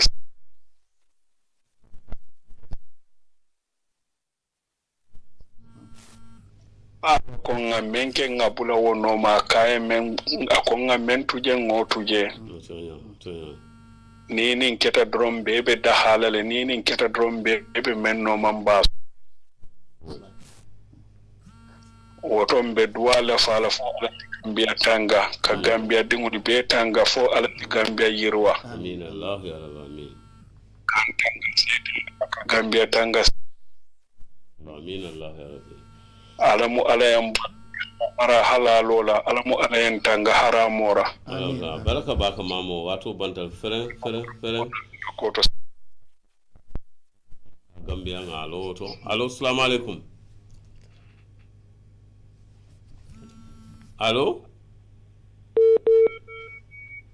assalamu alaikum alaikum salam jimalam Aissatou be kiri lo minto Nebrika ma santo so bismillah man kamando be adin tulola ntonya mbem bitan konton na katum bitan ndingo futuri akoto ma nyandu kunda adin be ntonya ala kawande hakkiyo sama baake abeta baake alman kira ya marramo tal amin allah ya rabb amin amin allah alma fana mena misiri mo nyaata amin allah ya rabb amin abaraka bake abunta tare kitan na kumandira la moti pour ka banta feren wato be banta ustaz nyinin kare follow se follow mil labanda follow wala mo mol min ko ila sankuto mo ko happy new year ka fo happy new year wonten ka city kanyo konton anin ka sewo fanan ka je ko sankuto bantale sankuto bantam bulata sankuto kon bari ko nga min fo sewo nyanta kanyan na jele mole nyanta sewo la mi alon kay bara kendo ke serum aya jiki ko ay min ke serum bara nyimmat wala siyata bara jawati wode wala sewolem hanin to le muslimi ya konon na Sheikh Umar na salolu sunkar salo ala batula la fonyondi mo ko isewo takatu yeddo ko le wala tina kila alayhi salatu wassalam aqul lis-sa'imi farhatun 'inda fitri sewo fula sunnaka wala so sewo folo ni sungote iko karo fata isewo takatu yebula do ko min na yewaleke wa farhatun sewo fulan jang enda liqa rabbi ninga anin ala benta lummin ala ba jola ala baro wote baaje la ko ite kende maleke e baro le ke do ko le ke ite la fonyondingo wala muila fetoti wala muila sewo no woto miliya be ke kunta yati alama ala yanfu wala mil bi mantaku serum ila nyin serum min tambita wala kumbolu ngolonde wala sewo ngonde wala tinna nimbe sewo la sewo nga kanyandi bara amanya na kala dongo fananti kala wato be tinya doliye donni fo fanoke yo ye don fo fanoke ta ila sino iman sino nyante jato da handila ima woke ila wo nyaaja sila imina income dila iman fen soto ye ko do le dapansi je wo ko do ay mina income dila ko nga min fo be nyin kala wo ko do lale yo min do moji e be nyin kala wo do mor nyaalale yalla ta hanyala wadantela ale ko nga sambo wodu lale so wona sifa al ko min mose yam fo wala fulan nyaw mo minti nyin kardo min botana ngamer jamani kami tandi ko momi ya lon ko ay muso futu cristiano la moti misili monin cristiano la futu wo man ke tanati man ketanati bari dalilo le bije mobe fana man ka amoti de iko ka misilimo ka kristiano futu wala ahlu kitabu ay kristiano futu wala yahudo futu bari ima fana tete futu de pour ayete futu aka wuli dalilo min kamma wala mo nyenti ko ibina isate fon muslime yande no kile bari ni mate muslime yande no bara tebina mil be wulula wo christian ya kono islete wol minus le wo dimba al islete le bina wol kulula katu fale sembo ka wara dimba ya la kuluro o te isa jete ate bina fen sotola ite bala wol be kala muslim wollete bayna ma nin atrana tata futu christiano abi wol min be wulula wol be jita ke christiano o te muslim ya ma ko je baake birin tumba mi ye wol ta ye ke muslim mode janne kake barnate marate tela sida tele ika wo menfo ajita ke wo mosifa la atale be kelati oto islam ke nin ayatara non ka be kela wonya mo jita ke christiano haramu tete malete manyanda kake kili fulan jango christian wol fongol malla fi dolo mingola christian malla fi sew domola sewo haramu ta christian dino konole dolo haramu ta le christian dino konole amman place soto je amman ke mul christian to wolle ka sewo domo hani christian sobe fon manyan naka sewo domo millata la christian yal katu christian yaman sewo domo fo amman dolo mingo fo muslimiya min kondi christian fana yobe kondi le nsenyi fahamu je birnga haramu ta muslimiya to alonko a haramu ta christian fana to woto itolla wodo mo womu ala soko lete abiko muslimi dingol min kan dolomi muslimi dingol min fanka wo se wol fana fango do muslimi dingol be kerne mil ka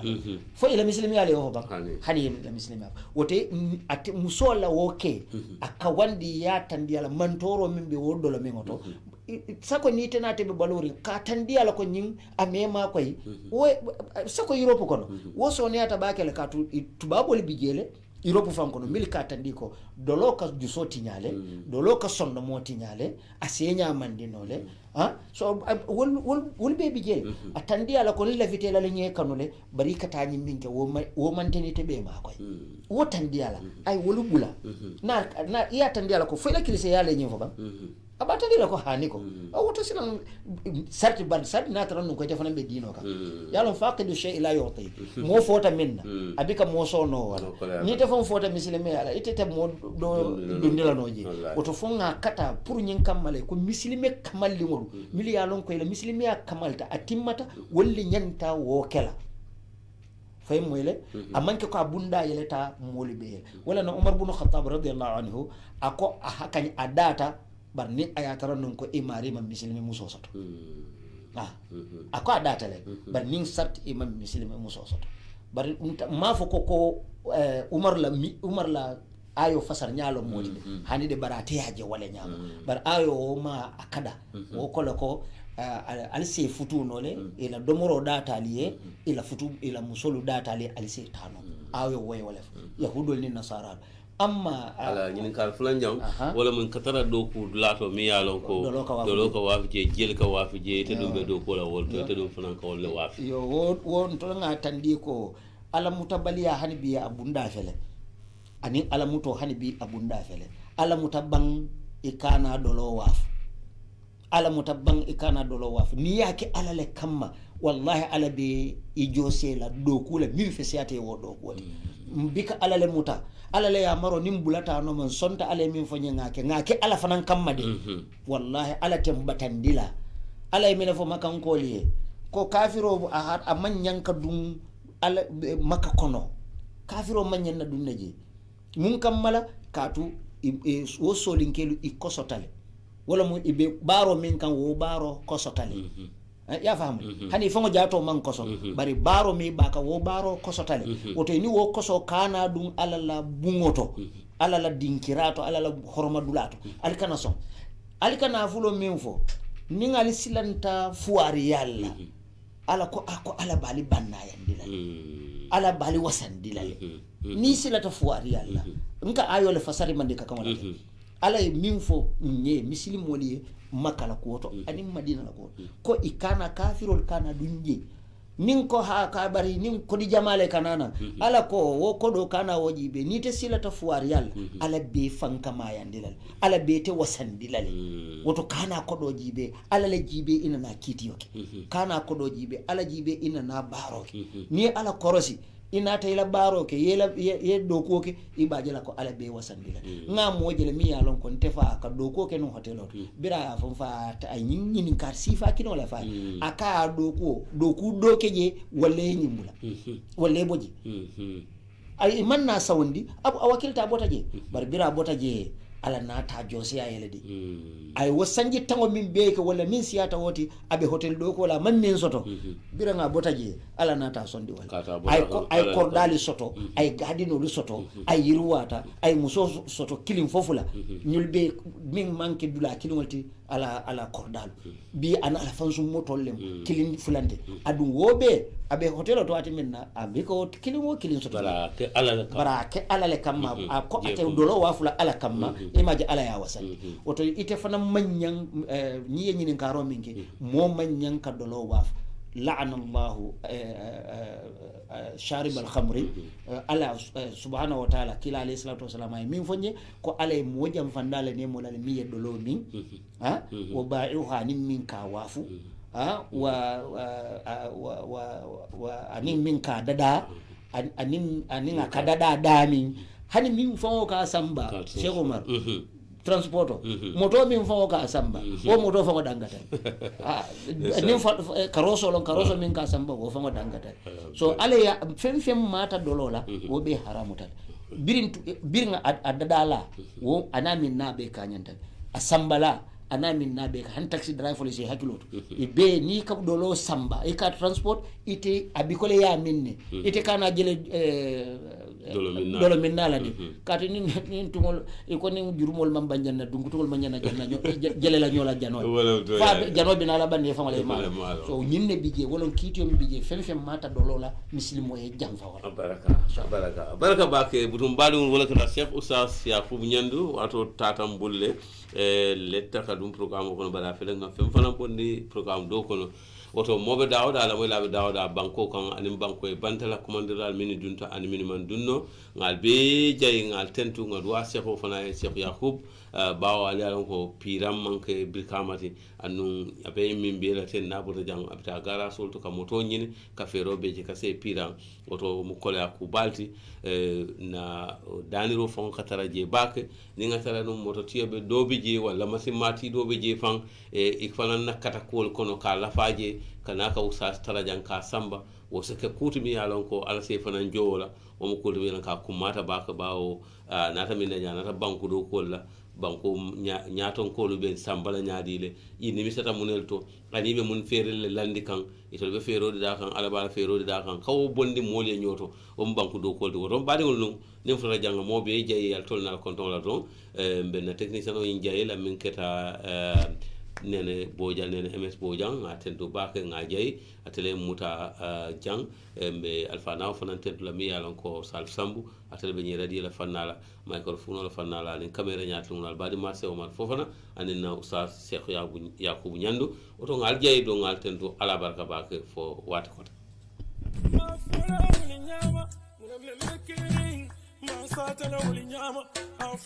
butongo mbaɗigol mbemo be salamola a to na kontongola mbaframole ko to nya fo tumo sita munay ko bono mu batiyol ti bari nyakuluma do kalero ko no mu ba kunkolo fangoleti kuno dampawa na singo me kuno nafa kuno yo lonne butongo mba fola anyanta fola nyame butongo membe kering mba fola wala nyama membe kering ma fula wuli nyama muna membe kering yo ma satala wuli nyama muna membe kering ma fula wuli nyama muna membe kering yo ma satala wuli nyama afo pamodu muna sata afo dunia bebe la moel afo pamodu muna sata afo dunia bebe la moel membe kering ma fula wuli nyama muna membe kering ma satala wuli nyama muna membe kering yo ma fula wuli nyama muna membe kering mbasatala wuli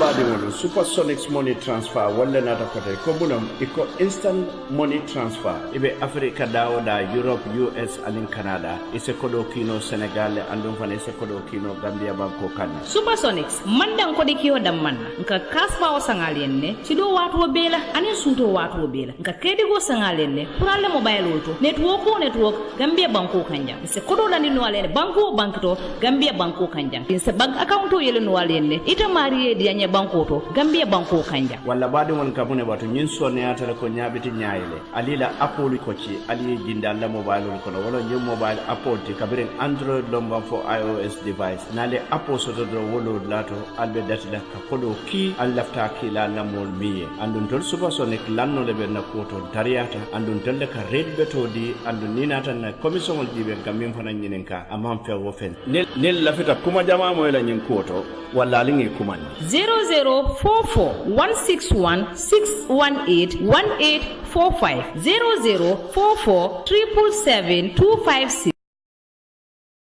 00220791855 walla nde Supersonic money transfer alna kodolu ki Supersonic money transfer send money and receive money now.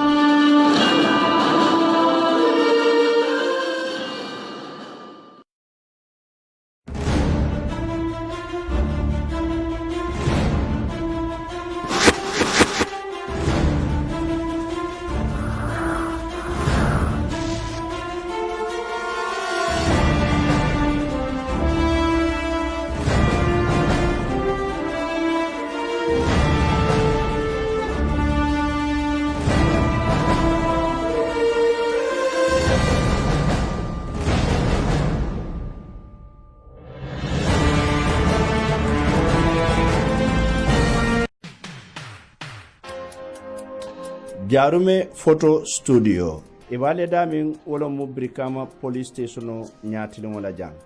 nyin Jarume Photo Studio e ka battery wafile andum fanan e ka business card lu dadale ani staff ID card bari man na da wala e ka photocopy kele ani lamination e man da wala de e ka netalo min sifake nyin netale bali ke kele bari fanan e ka photo size ke mi yalon ko wolle be jamano ka e man na da wala de e ko passport size pictures e ko fanan kele anin American passport size photos e ka nyim fanan kele anin visa size ni lafta nyin netale ndon la pour alla kayti kummalu e to ka kalele joni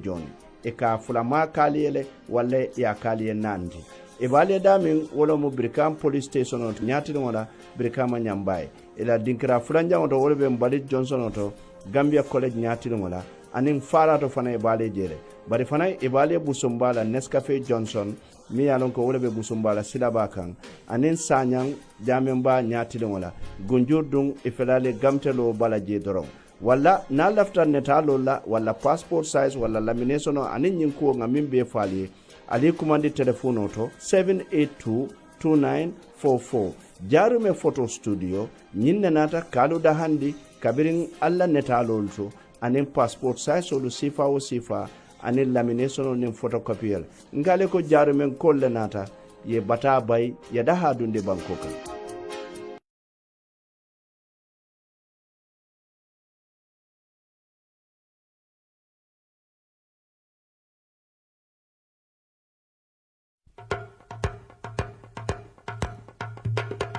foy lafta rido la miyalon aketa ridi kendoti adum fana da soneata foy be bantala bankole kan adu lafta ka ridi nyimata ka sang purka ke la bunkono wala ya sang iteri malye wala isa dino la dimbayal ila jakalo bantale sain joni trading itolle ridi kendo na fe miyalon akuloro sifal bele be bolon adum ni lafta purka ke la bunkono wala isa sanno kanuntelie hanila office of fanan kono isa ke noje joni trading dung ye designer ridol soton miyalon abe ke kurin pro la bungol kono afonye lafta kuloro minna anin designo minna nsa nafe foyla suwo kono mbadingol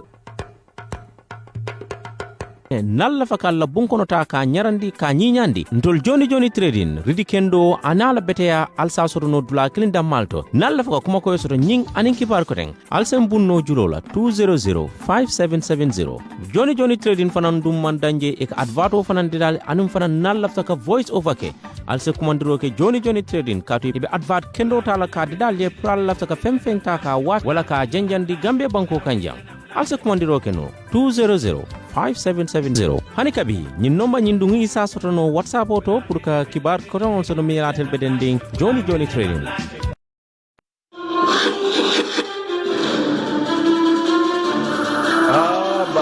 Supersonics Money Transfer